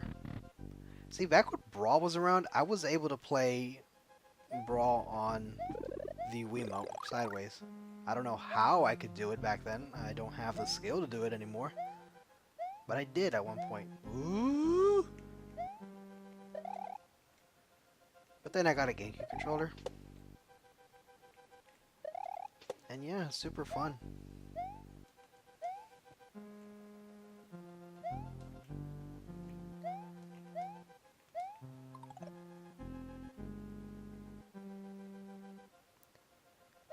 That fucking bone.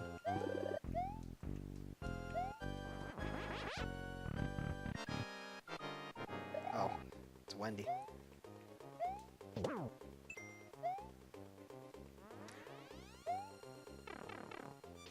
No, not what I meant to hit. Knock off it to the face. I thought I put my phone on vibrate.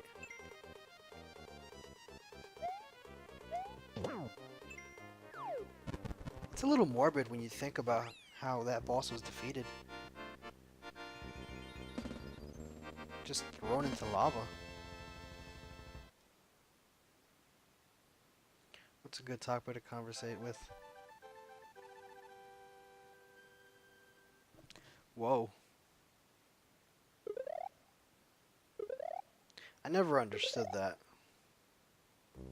Well, not to question any further. Sung her last song. Mario must meet the challenge that is now before him.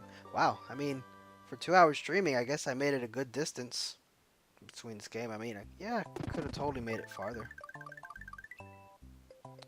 I think I'm forgetting something here.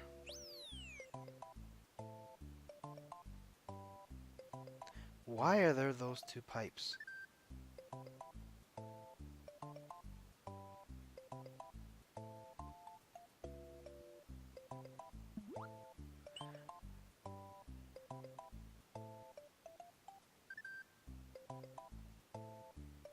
Okay, that's a secret I totally forgot.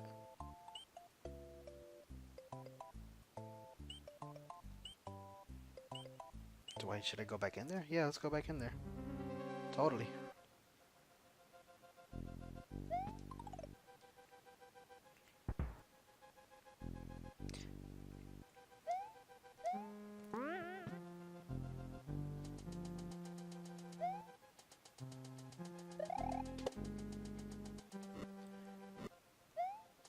I think it's great to see how Smash Bros. Can bring the awareness of a brand, such as, oh, I don't know, Star Fox, Earthbound, F-Zero. Oh!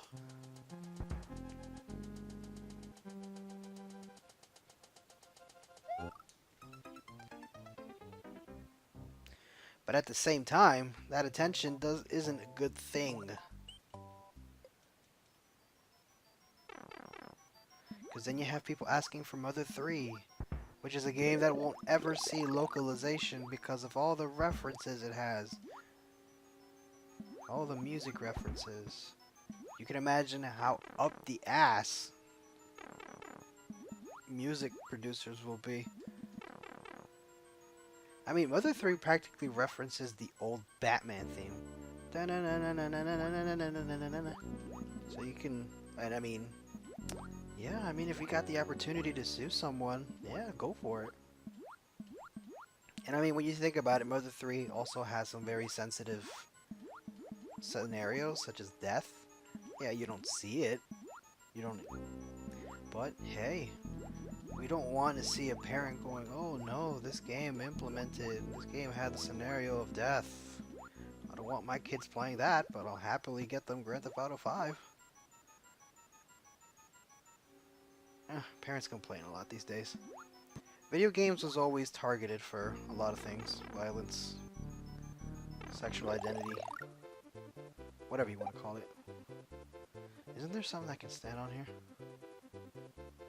Oh, look at that! What?!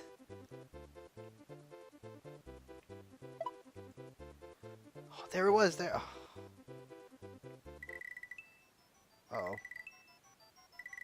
I gotta land perfectly. Yo! Yo! Okay, that never happened to me before.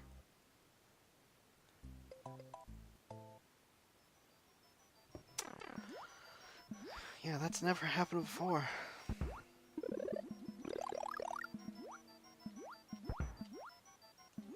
Considerations.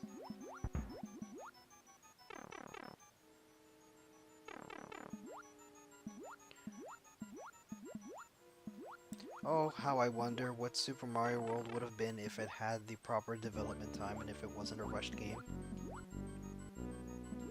Or it could have been something even better. Not as good as Mario 3 though.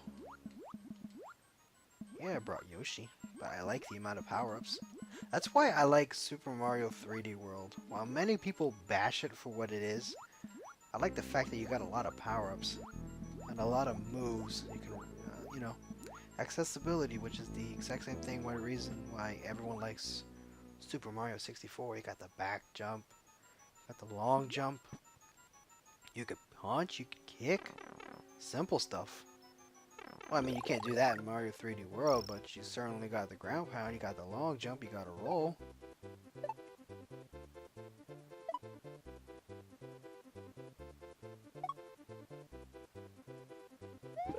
Oh yeah, here we go. Now I know why. Let's do it again.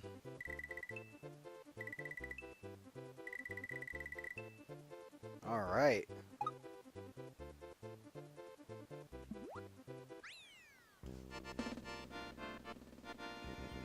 Oh, okay, so I just remembered this little tidbit of fact from the game. This ship right here is one of the ships, one of the airships from Super Mario 3.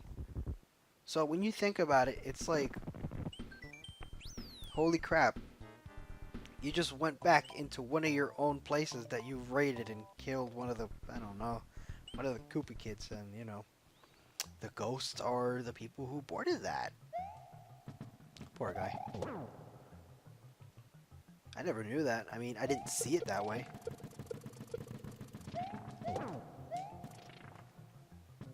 Oh!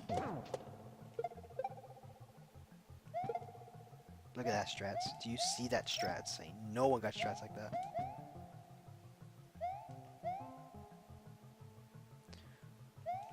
Boy, these Monty Moles are sure setting themselves up for some scenarios.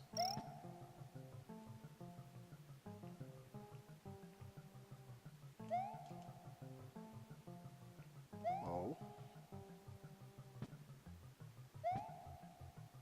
I mean, these are some cool enemies. They don't hurt you.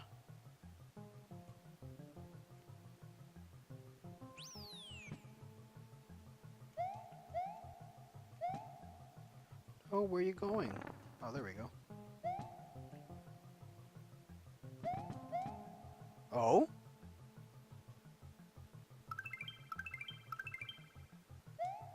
See, I'm well aware that there's moons that give you 3 lives. I just don't remember that you'd find one so easily.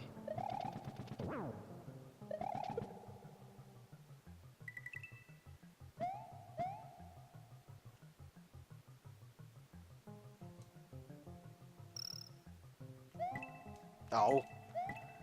Fool me, will ya?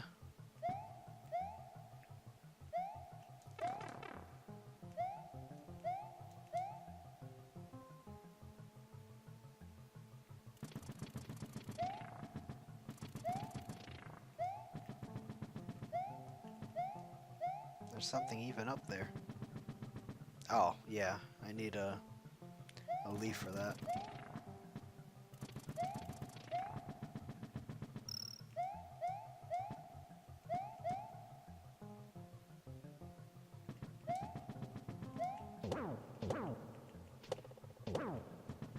Oh, snap.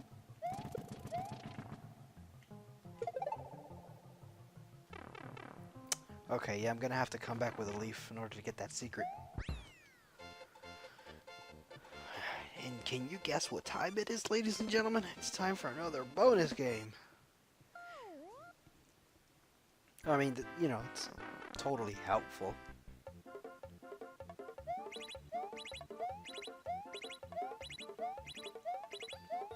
Oh, yeah. If only I was a kid, because that totally would have been helpful. What is it? 9? 1, 2, 3, 4, 5, 6, 7, 8, 9. Yeah, 9.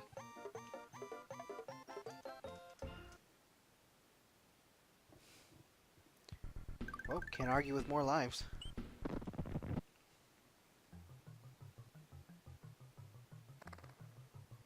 How many points do I got? What is it, like 1 million now? Oh, no!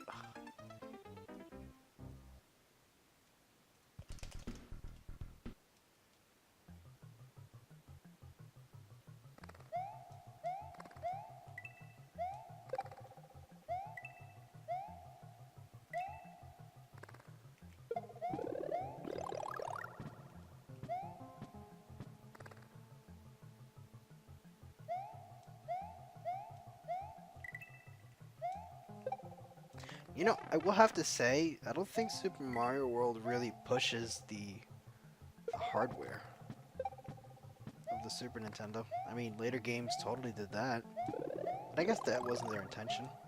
They certainly went with a more colorful game.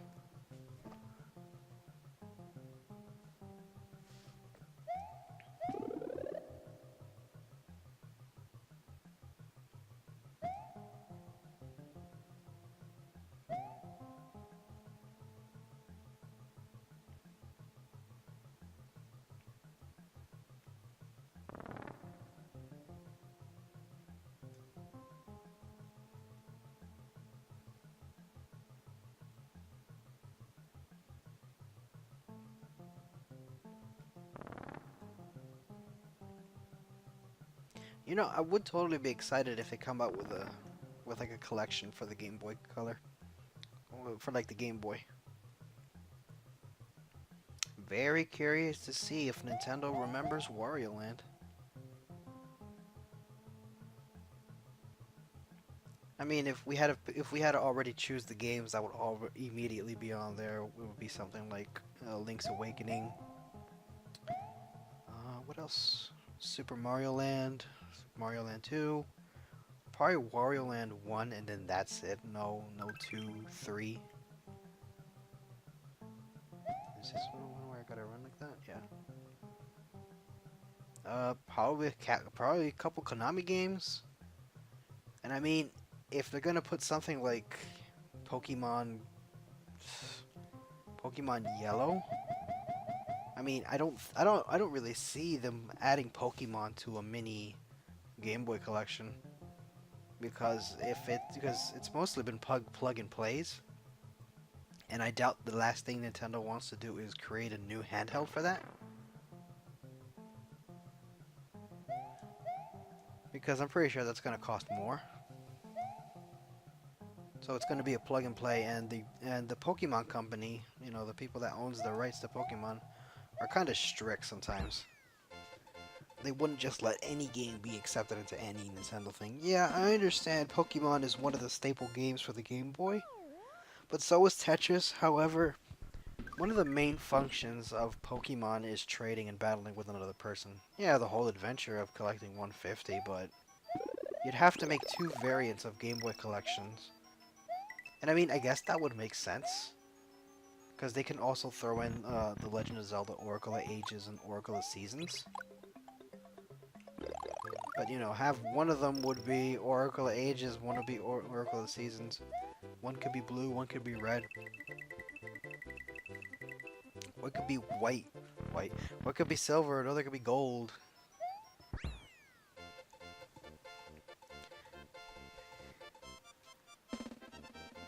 But I don't see that happening. Considering to mention there's going to be Ultra Moon and Ultra Sun on it. I doubt that.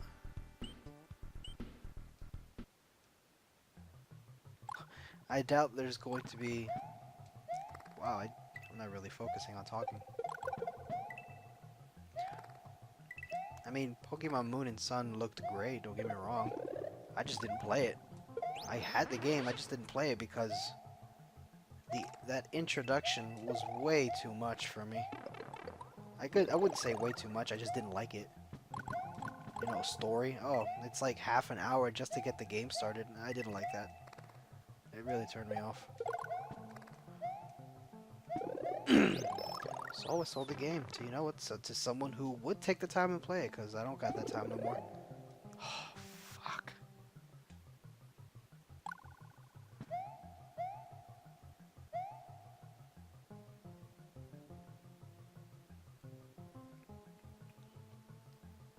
I wouldn't call myself a very raging Pokemon fan. I mean, I totally play the games. No spin-offs. I didn't like Pokemon Stadium.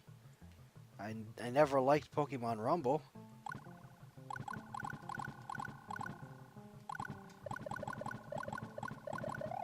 I mean, Rumble was fun, but it got stupid hard later on.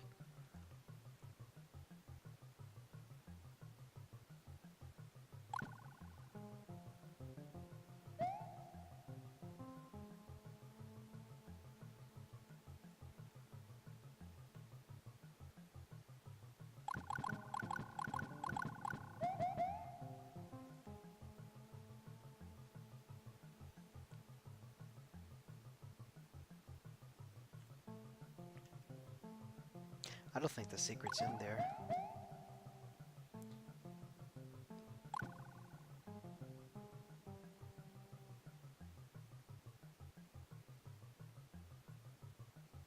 Oh, what is that? Oh shit, I almost squished myself.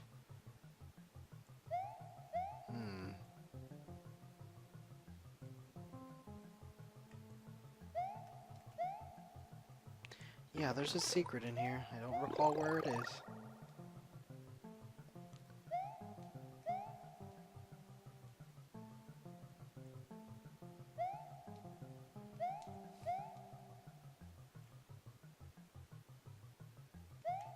No. Did I pass it? I will keep finding that secret, damn it. It's probably something I don't even see coming. Excuse me.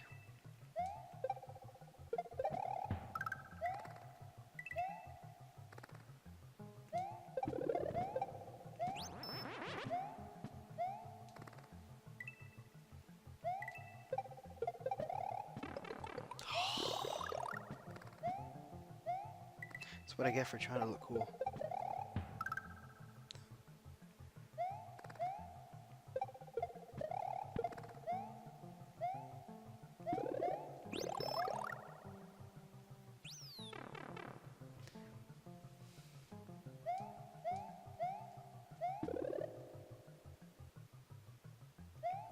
What? What's up there? Oh, there we go.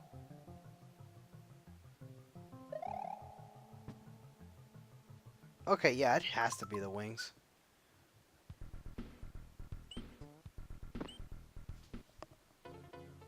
And then... Wow, would you look at that? Bowser's Kingdom has a very nice background. With colorful music.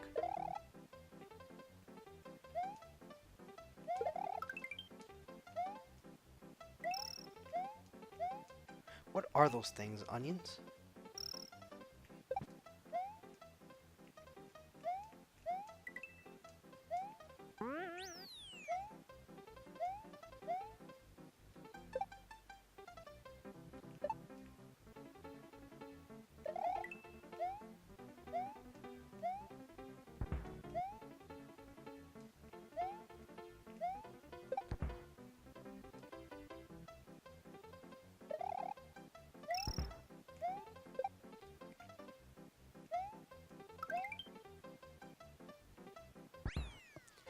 Extreme exquisite skills.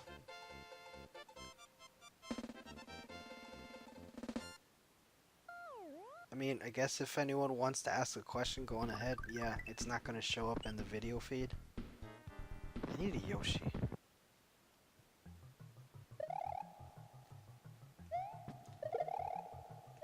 Oh, cool.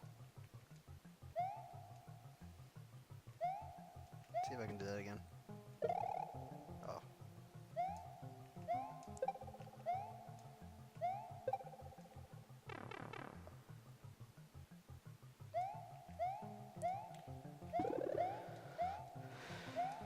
Is ice badass? Is an ice level badass?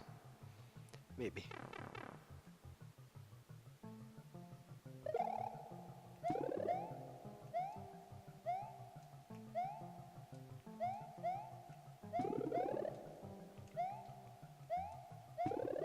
Oh, here we go.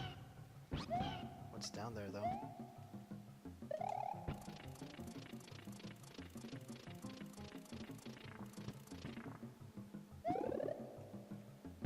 Woo! Well, isn't that my luck? Oh yeah, there's a secret here, too.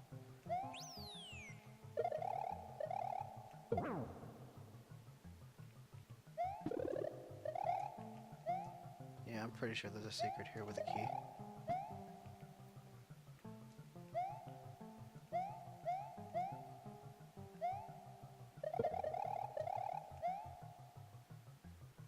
Mario's too scared to look.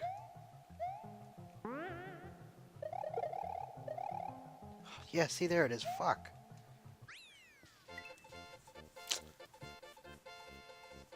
Pardon the language. But when you get so into one of your old nostalgic games, you can't help yourself. Really? A secret? Oh yeah, it leads to the Star Road. Well, let's do it again. Speedrun.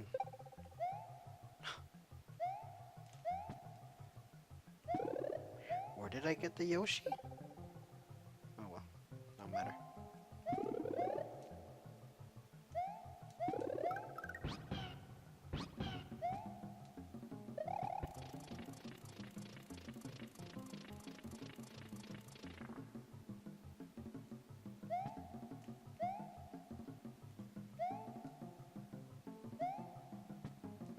Oh no.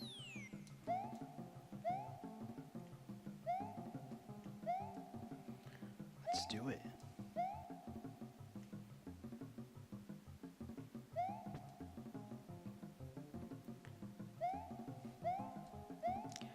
For the longest time, I've played Super Mario World, and I've always heard of Super... Oh no, Yoshi, what happened to you, bro?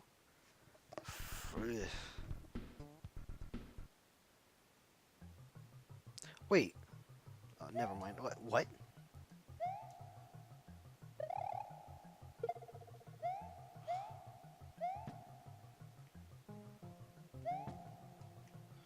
Well, isn't that cute?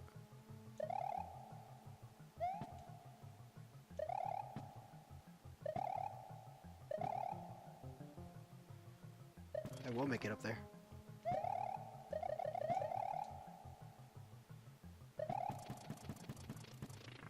Whoa! Am I stuck now? Yeah, look at that, I'm stuck. Oh boy.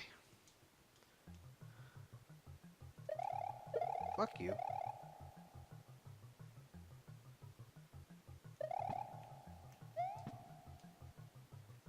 Let me see if I can do it like this.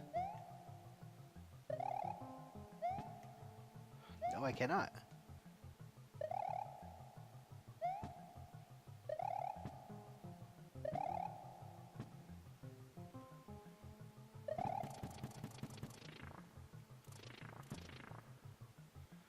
Well, that works. Fuck.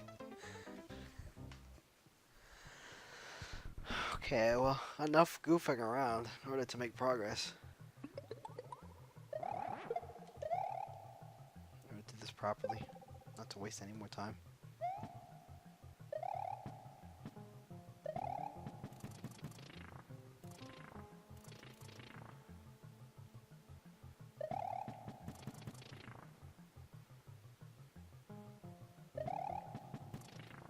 There we go. Somebody clip that. Oh!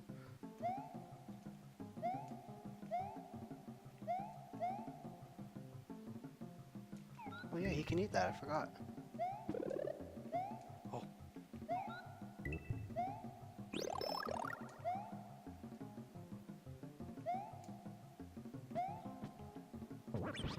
Ooh! What?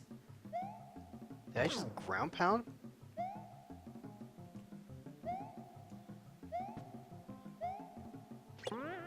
Are you?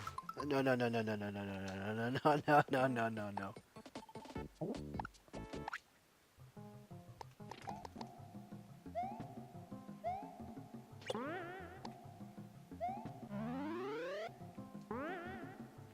Actions be damned. Come on, Yoshi, spit it out. Alrighty.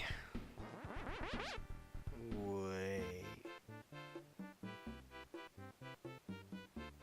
Oh yeah, it might as well do all that.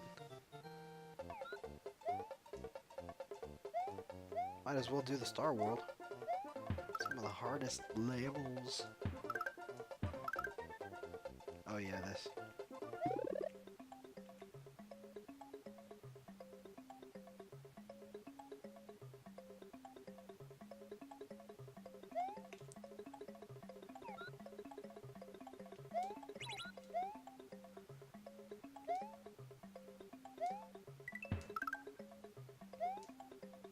Oh no, there it is!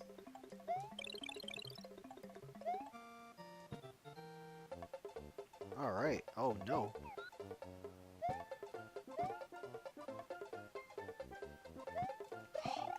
Sorry, Yoshi. Gotta leave you, buddy. It's like they wanted to make sure you forgot. It's like they wanted to make sure you leave, Yoshi.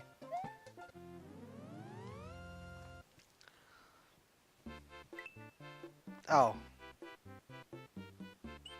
Okay. Oh, might as well cheat. Oh, nope. Can't do it.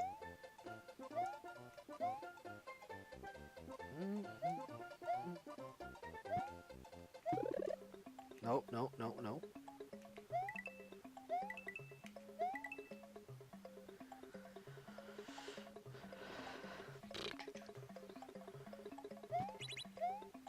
Right, there we go.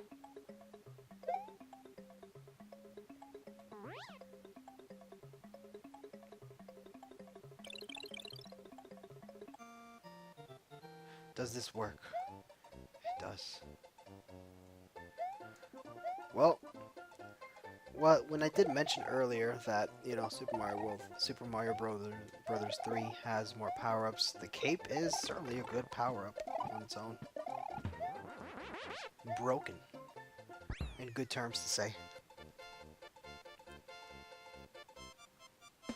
I don't think I've ever asked, but I think I might have to replay the entire stream just to see if I got the audio and the voice recording good. How'd I do that? How'd I do that? I don't think I'm gonna get any of them. Oh.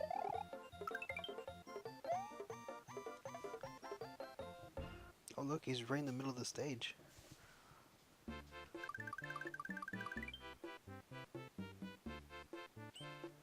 Star World 1. Oh, it's this. I think the secret was down here.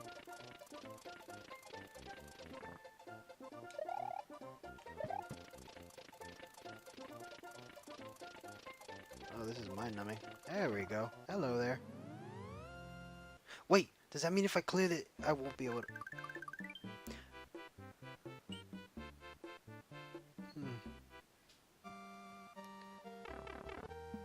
Alright. Oh no. Oh. Okay.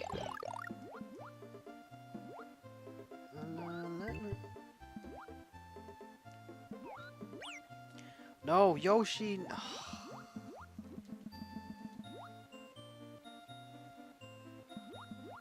Oh, what's this? Nothing. Well, that's a ripoff. Isn't that already too many sprites on screen? That's right, get tired.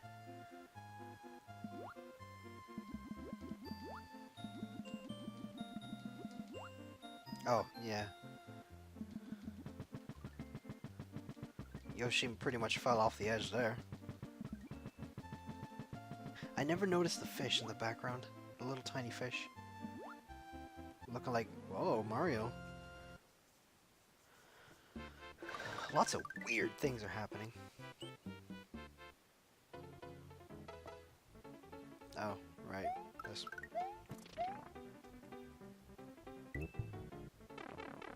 The yellow Yoshi is pretty cool. Got a blue shell and he can stomp like no one's business.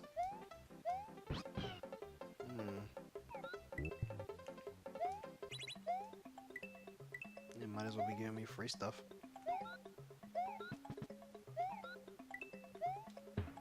No!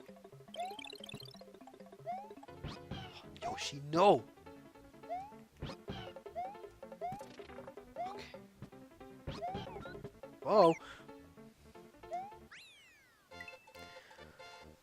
Well, isn't this certainly a fun certain events?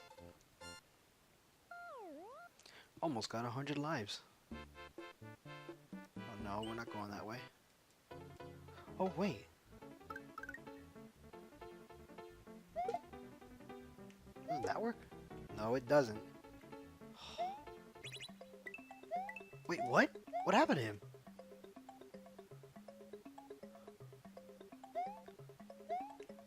Oh well, I'm not complaining.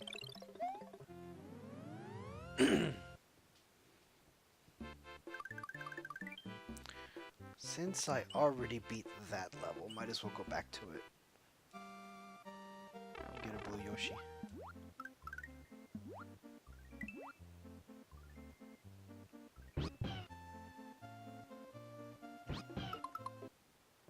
There we go. What's the last one here?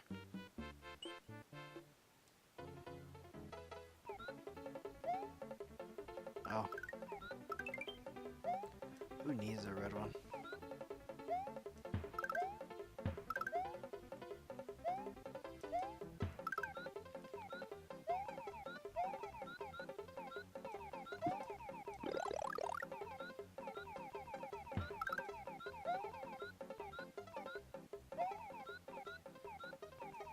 No.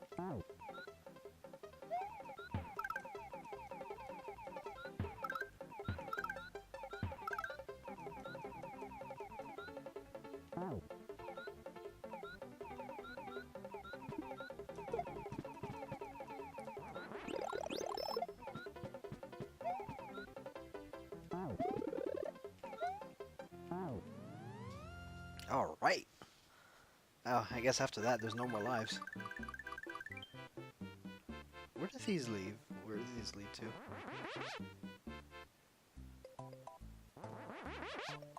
Okay, that leads there, that leads there. Hold up. This is a cool secret, I will admit that. Oh yeah, that's right. I gotta unlock all of them first.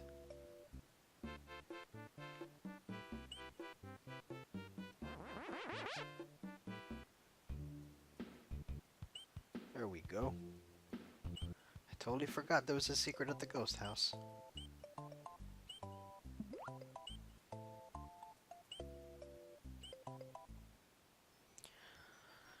Sorry, Yoshi. You can't go in there, buddy. So secret in here, huh?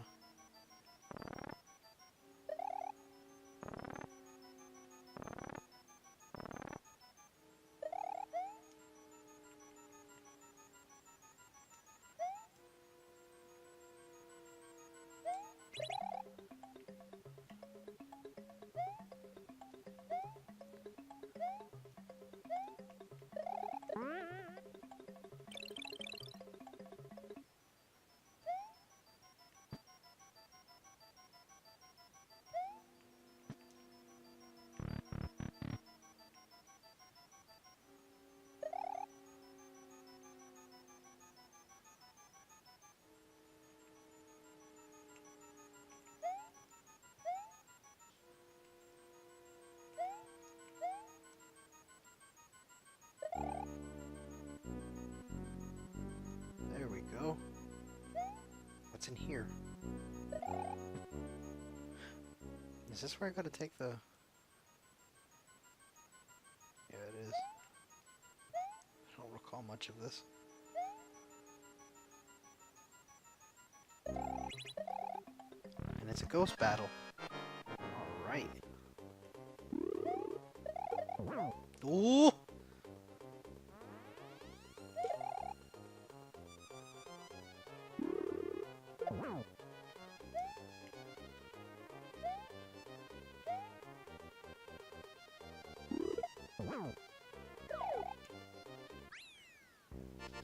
Excellent.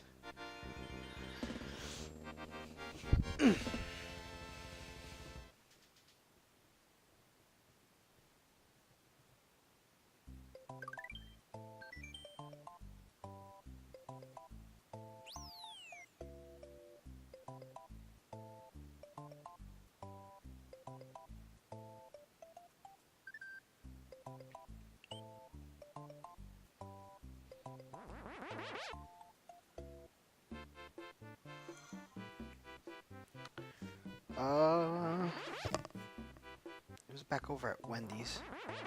If I can find that. There's a certain secret I've been missing. And it's right there between those pipes.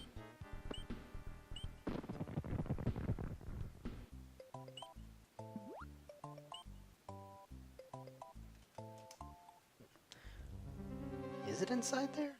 No.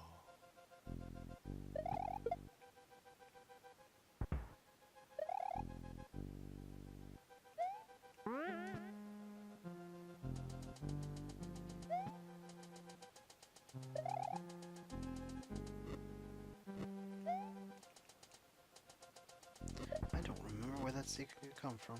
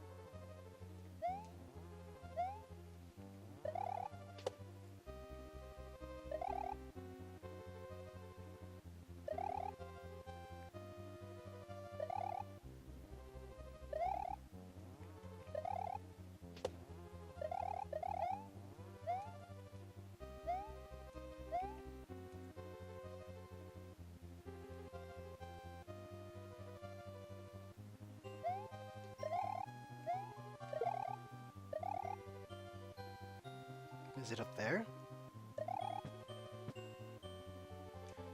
No, it isn't.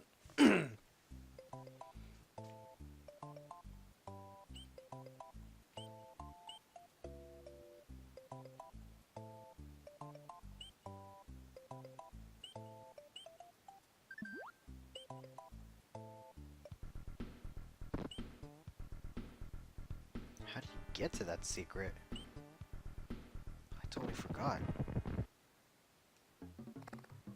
Oh well. Oh, the checkpoint was still hit. Oh, this makes it much easier.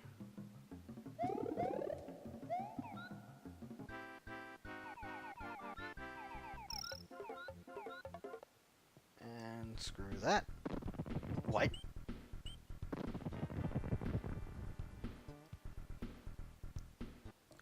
Fine. Looks like we gotta do it right from the beginning.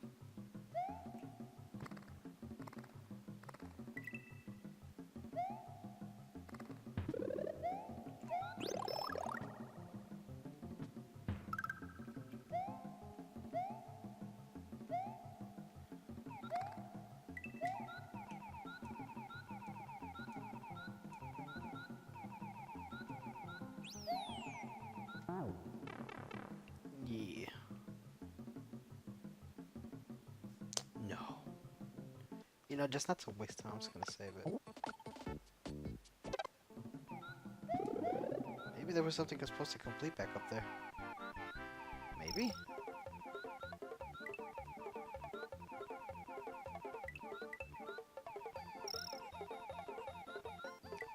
I'm too busy playing Super Mario World ROM hacks, I forget about the original game. In terms of like secret and all that progression. Okay. As I imagined, it wasn't that. No.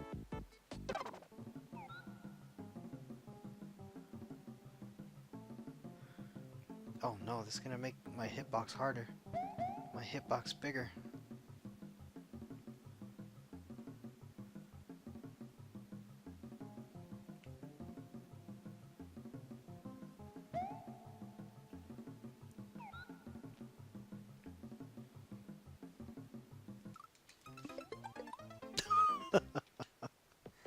Rewinding that shit.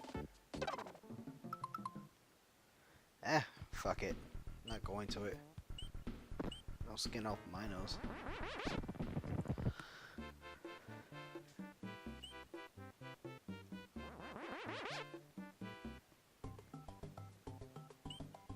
Well, here goes.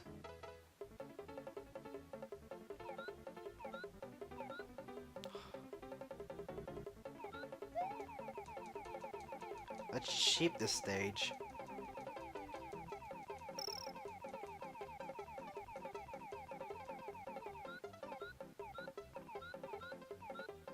Why is that pipe there? Whoa.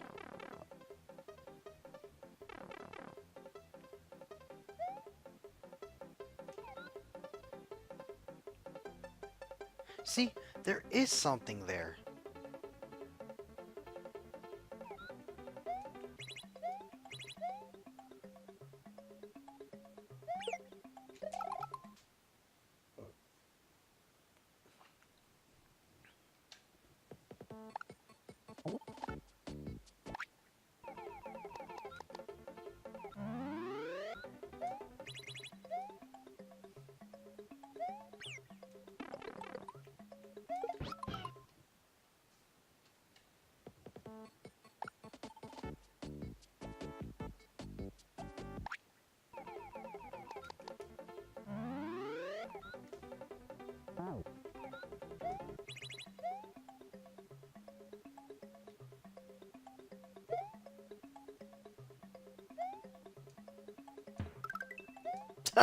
He didn't get a chance to show up.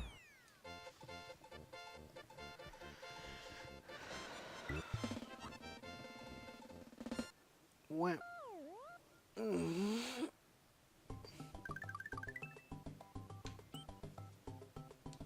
Tubular? Oh no, this means I gotta lose Yoshi anyways.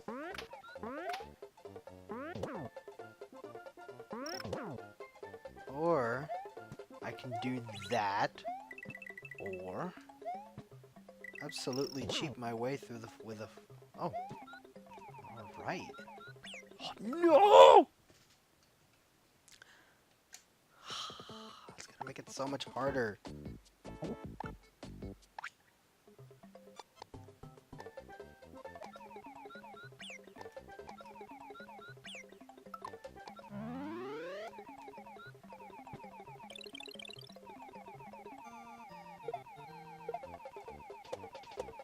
Oh!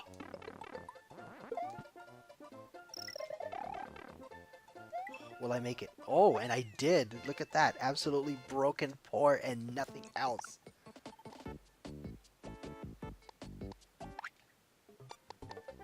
Okay.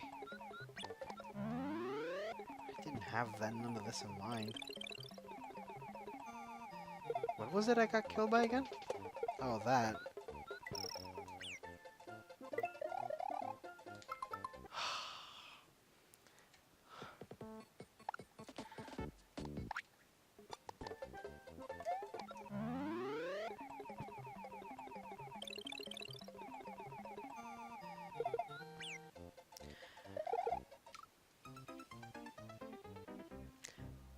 Okay, this is actually going to be the last time I do that.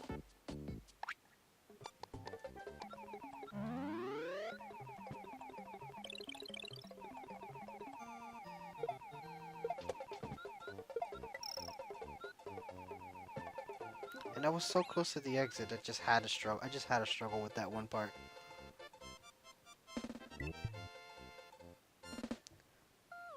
Okay, we'll take it.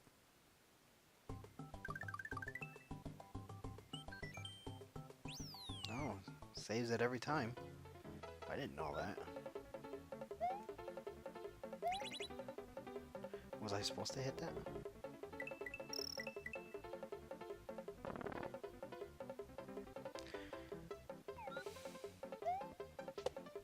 What? Oh, please.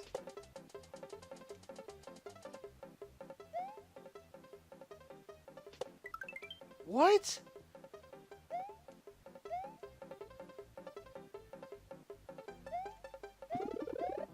Another set of wings. Doesn't count, the game is beaten.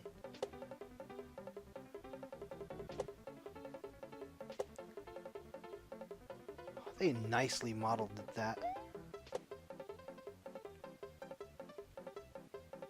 And nicely for you to fuck up.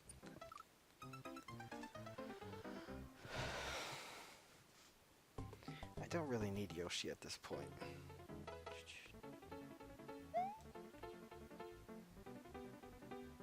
Actually, hold up. Now that I think about it, there was something I could have done here.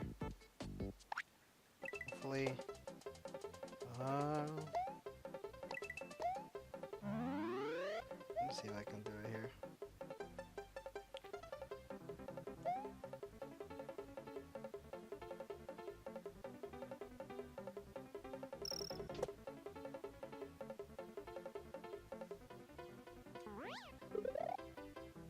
See?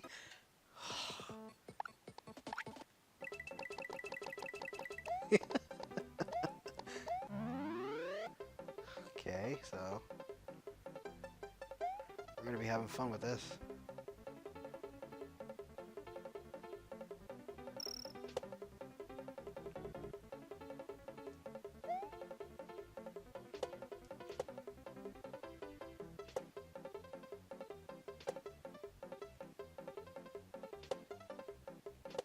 Well, I will have to admit, I do like how you don't get killed by that. No matter where it is, it still jumps for some reason. These are challenging levels. Hello. So I got a mixture.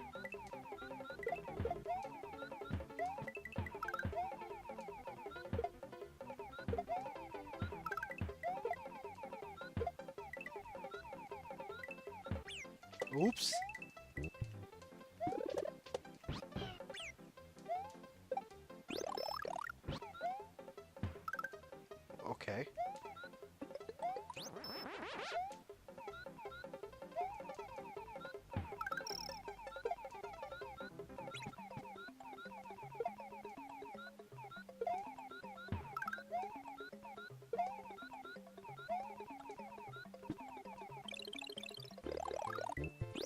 Oh no.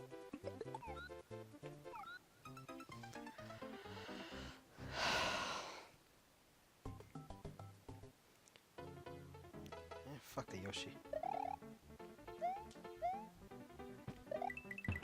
Oh, it's ice physics, I forgot.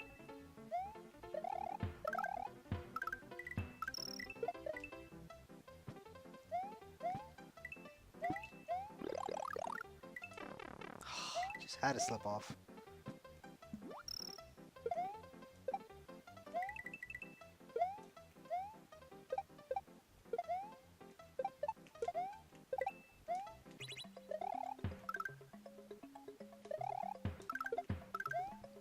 Oh my goodness. Okay, that's nice.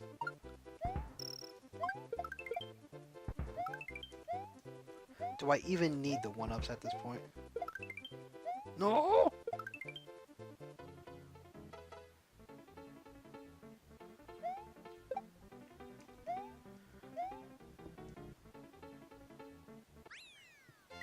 And the slide to the finish. Would have been cool if the animation kept on going, if it was still sliding.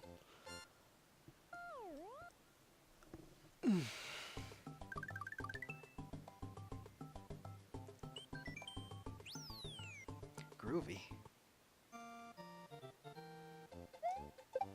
Oh, look at that! It's the title screen of the game.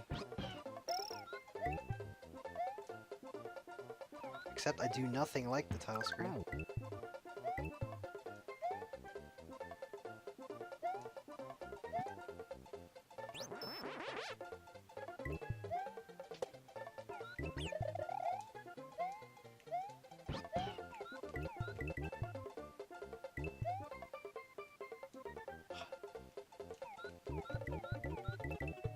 I know you get very close to him.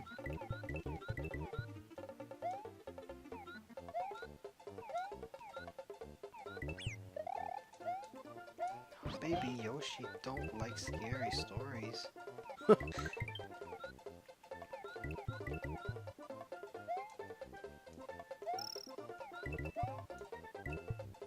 Oh yeah, if you collect 5 of those little pink berries, I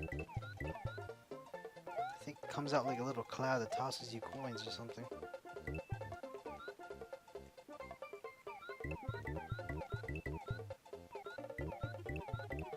Ah, yes. Now's the perfect time to bring up, well, any time would have been, that Mario punches Yoshi. See, I thought it was like Mario pointing, like, go eat it. No, it turns out he's punching him. What is wrong with Mario there? His head was like a little to the left. Yeah, he punches Yoshi. You guys believe that? Look at that. And just to dedicate that, I'm gonna keep on doing it.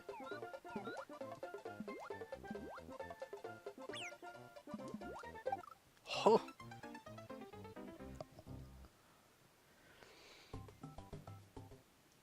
Well, after I beat all the special stages here, I'm gonna go straight to Bowser and then call it a... or wrap it up. If I do it right.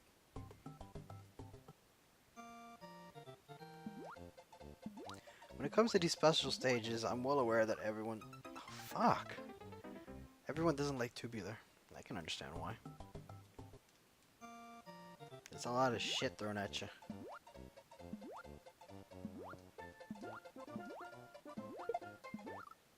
Oh, come on!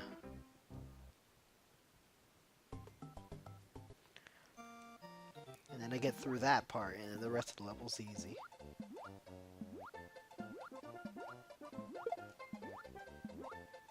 Wasn't that hard, was it?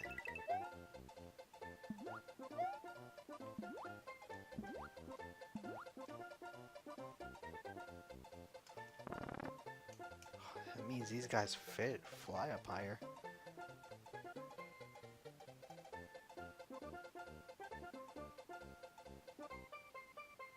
I don't like how this is set up. Oh, here we go, much easier. Oh, come on.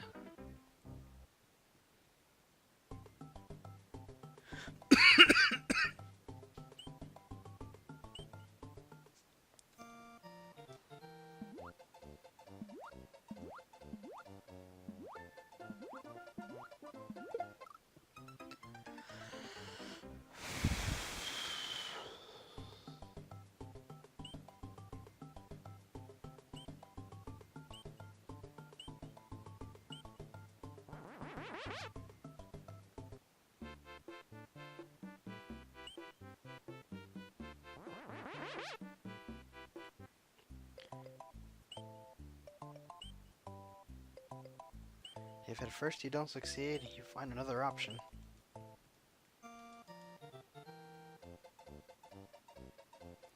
Come on.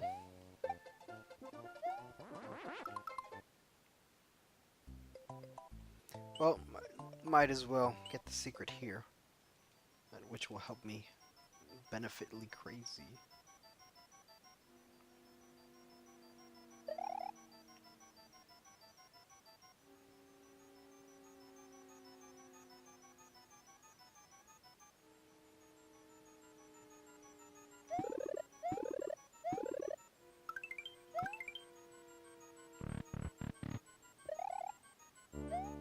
Wow. I was just one door away just to beat the level back when I was here.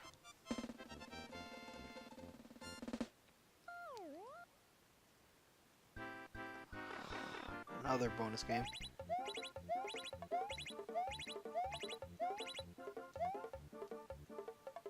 I already got one.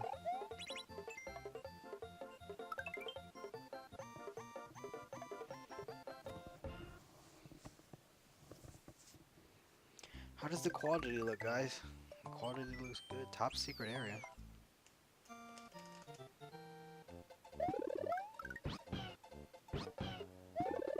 Nope.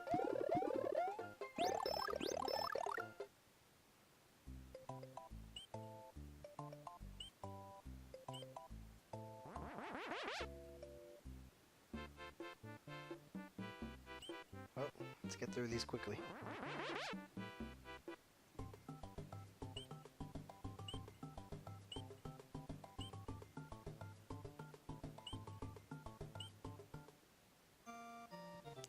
I'm just gonna save state this. Oh,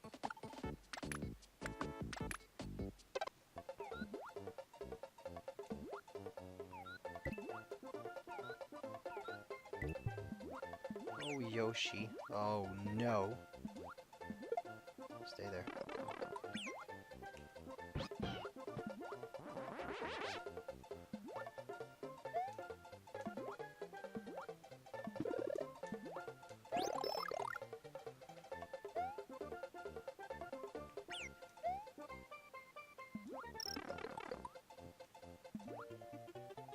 Too much going on. No, we're not gonna have that.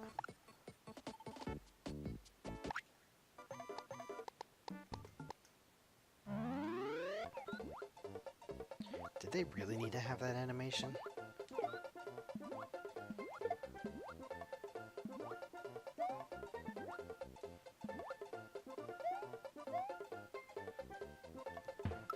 Alright. Too many of those guys will give you a headache.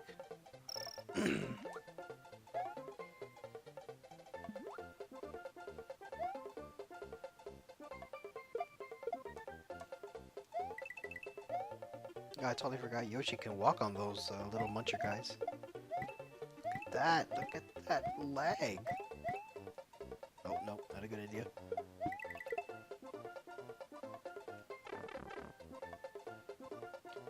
Hot strats.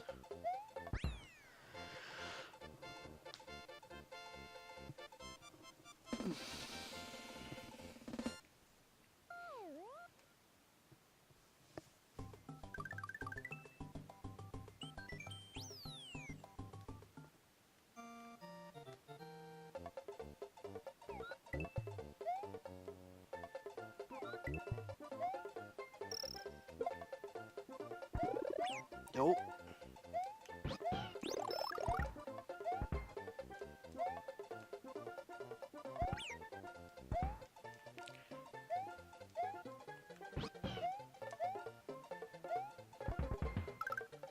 Oh.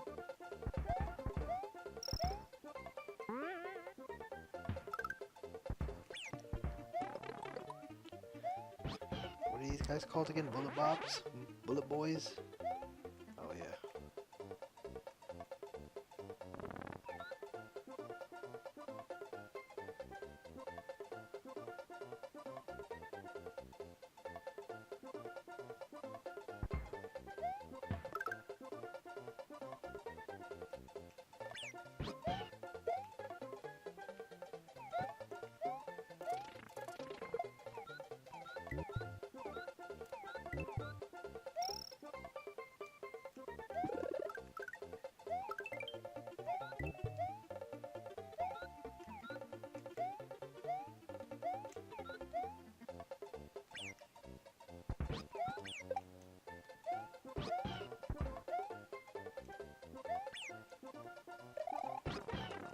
What? On Yoshi I died?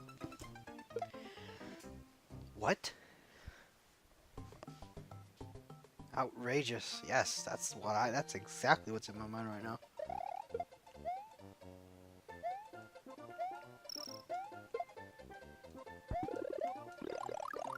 Might as well take this with me. It'll make the journey a lot easier.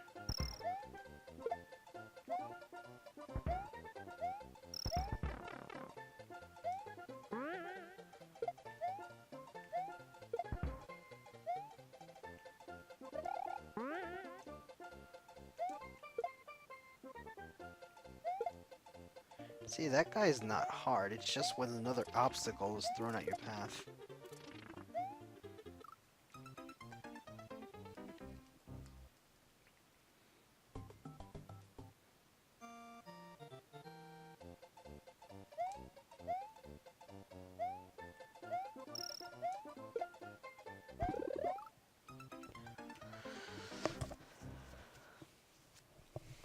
Just this and one more level. We can do this.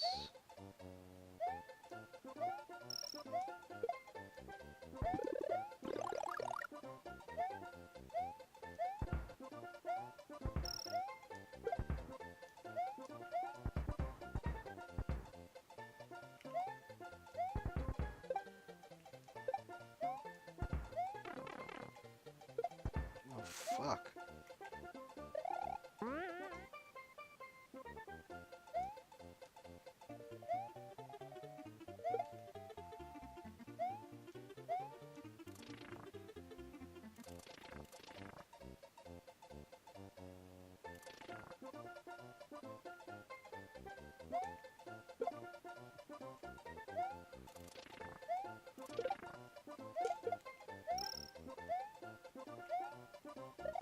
I normally don't ever have a hard time with those guys. Oh, Yoshi, hello there. Helpful.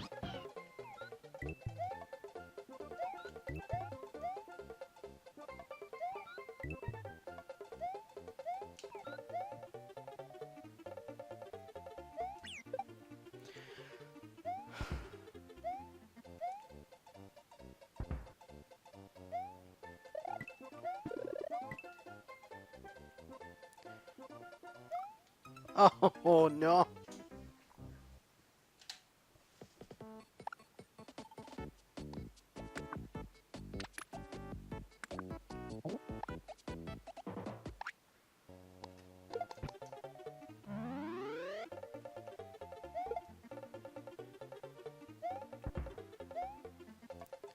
Eat this guy.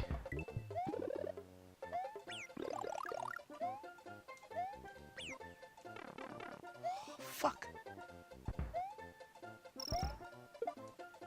See, when that many obstacles are thrown at you all at once, it makes this guy a lot harder.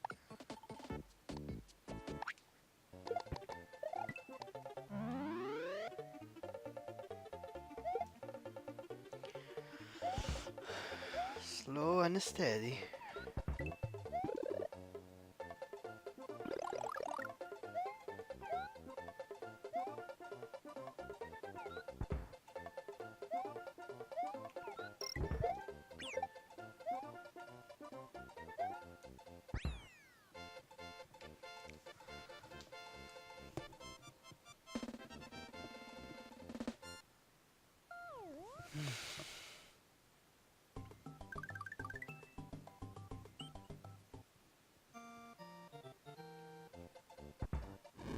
Oh, this is the last level, finally.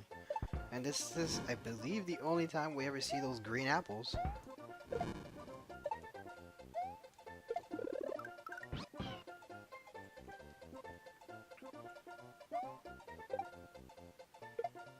Well, that was a long shot.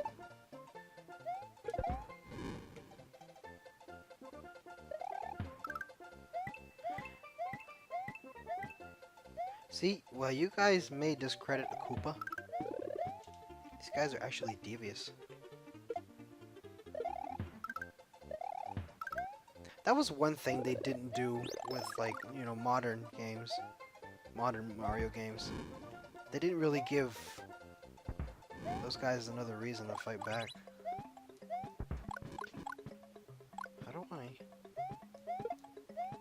Oh, here we go.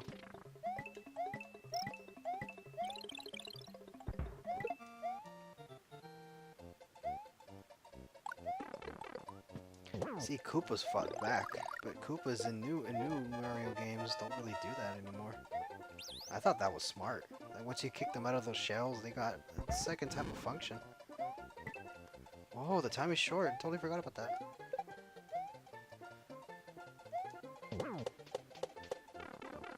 What? Oh no, don't tell me he activated them. Yes, he did.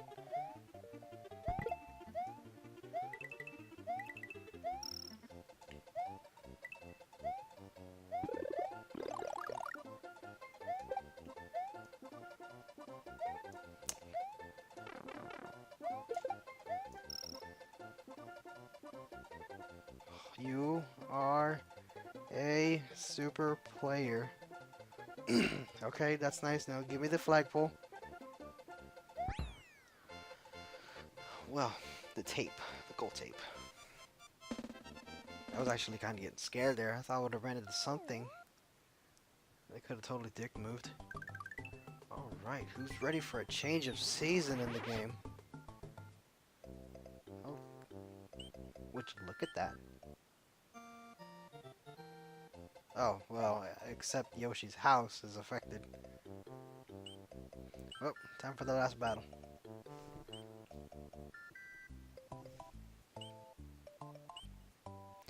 And why go unequipped?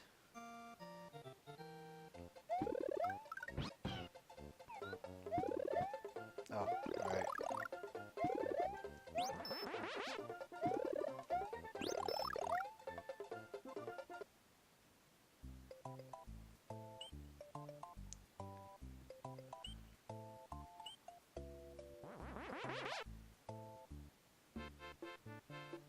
Everything changes color. Not just that, enemies also change. Oh, I still haven't done this one. Might as well. Get the last little Koopling out the way.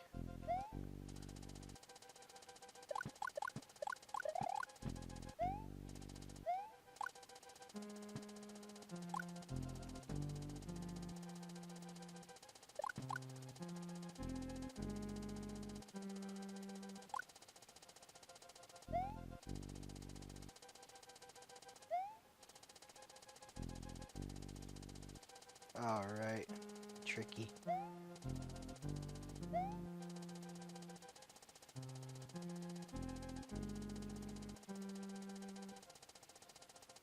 You gotta be on your toes. This tape of blocks will certainly do something to screw you over. No.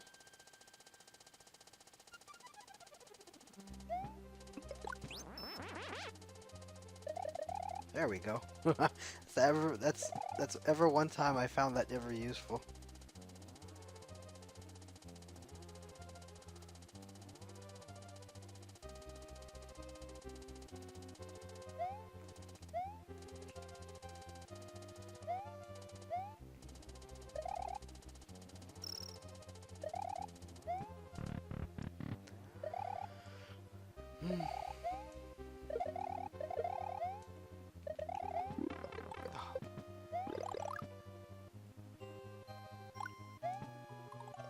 Oh. Come on. Generate again. Oh, fuck.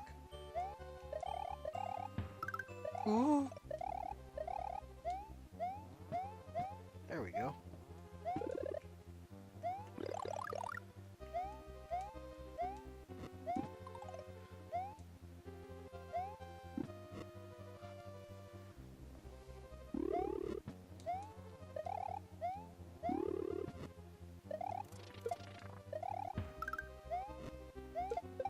Fuck you.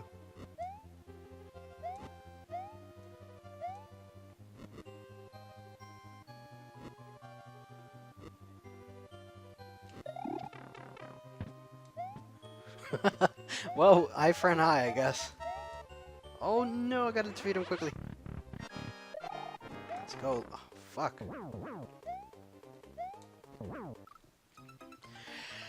Well, was certainly a rushed battle.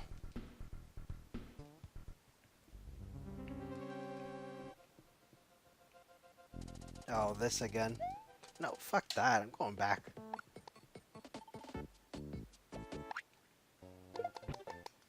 Oops.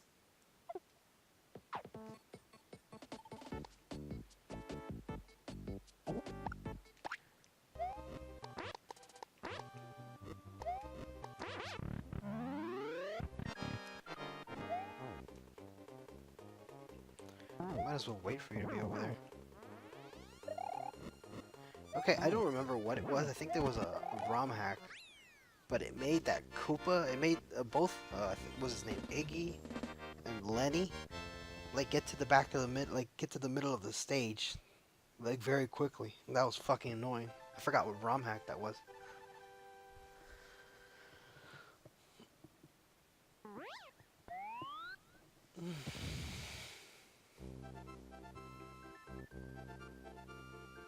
Well, a matching color.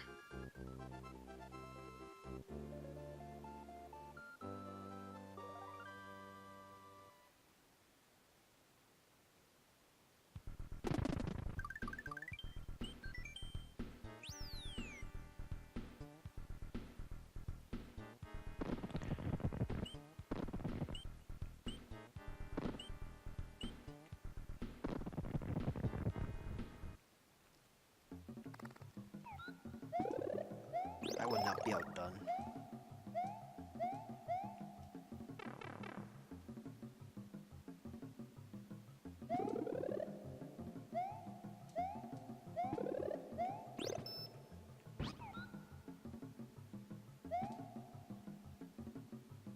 But I totally forgot.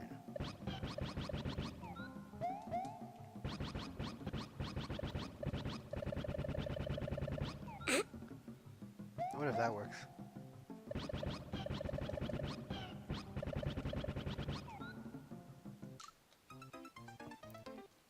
Well, I set myself up for that.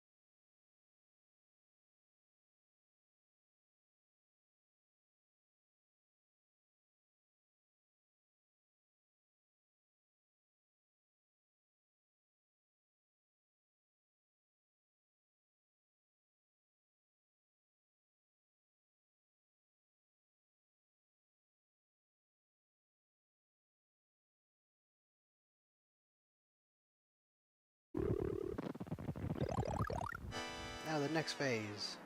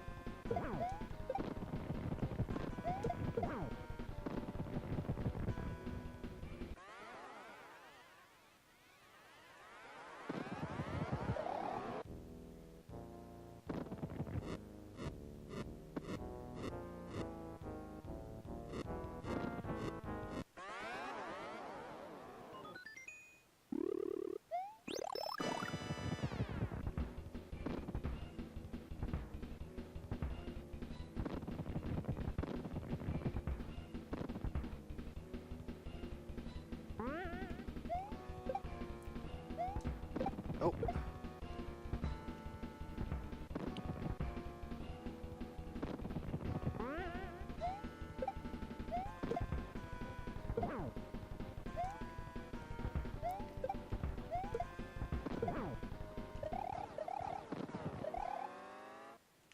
And time. What's my record? 2 hours and 34. A PB, if I may say so myself.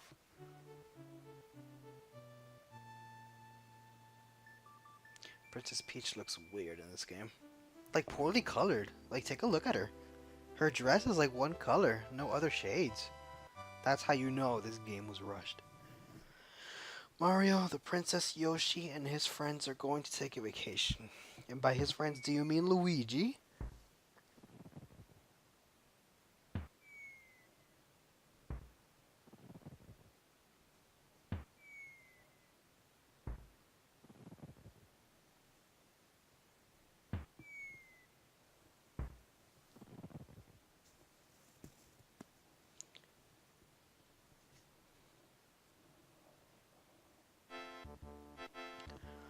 Well, that is that, ladies and gentlemen. Oh, so Takashi Tezuka was also the director for this. I didn't know that. Never looked into it.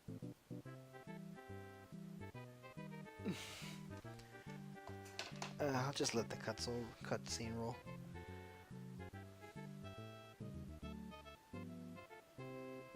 La la la la la la.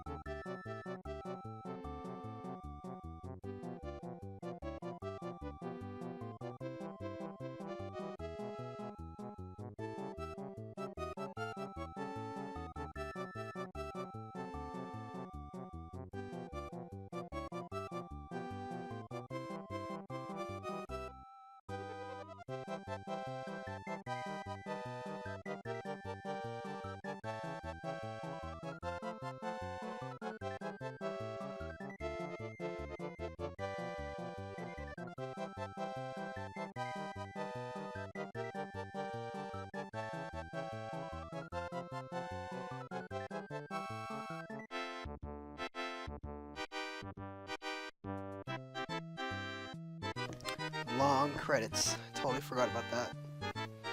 I remember the first time I beat Super Mario World.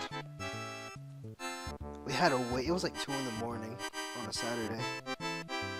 We were just eating nachos, cheese, and all that stuff. Drinks. It was a fun moment.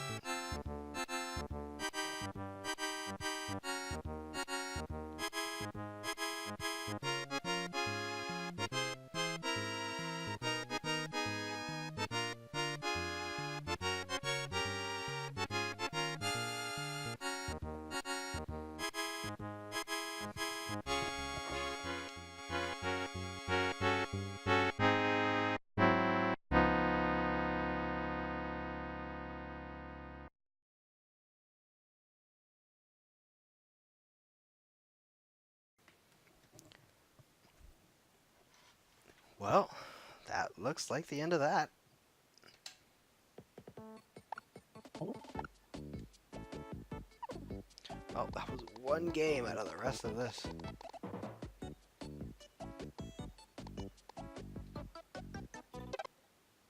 Oops. Didn't mean to do that.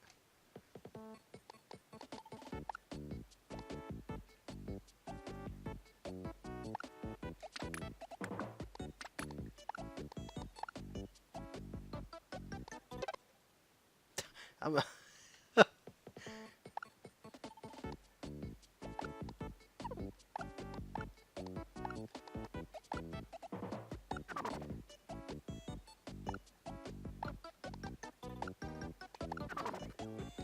Well, I'd like to thank you, ladies and gentlemen, for joining me for this stream.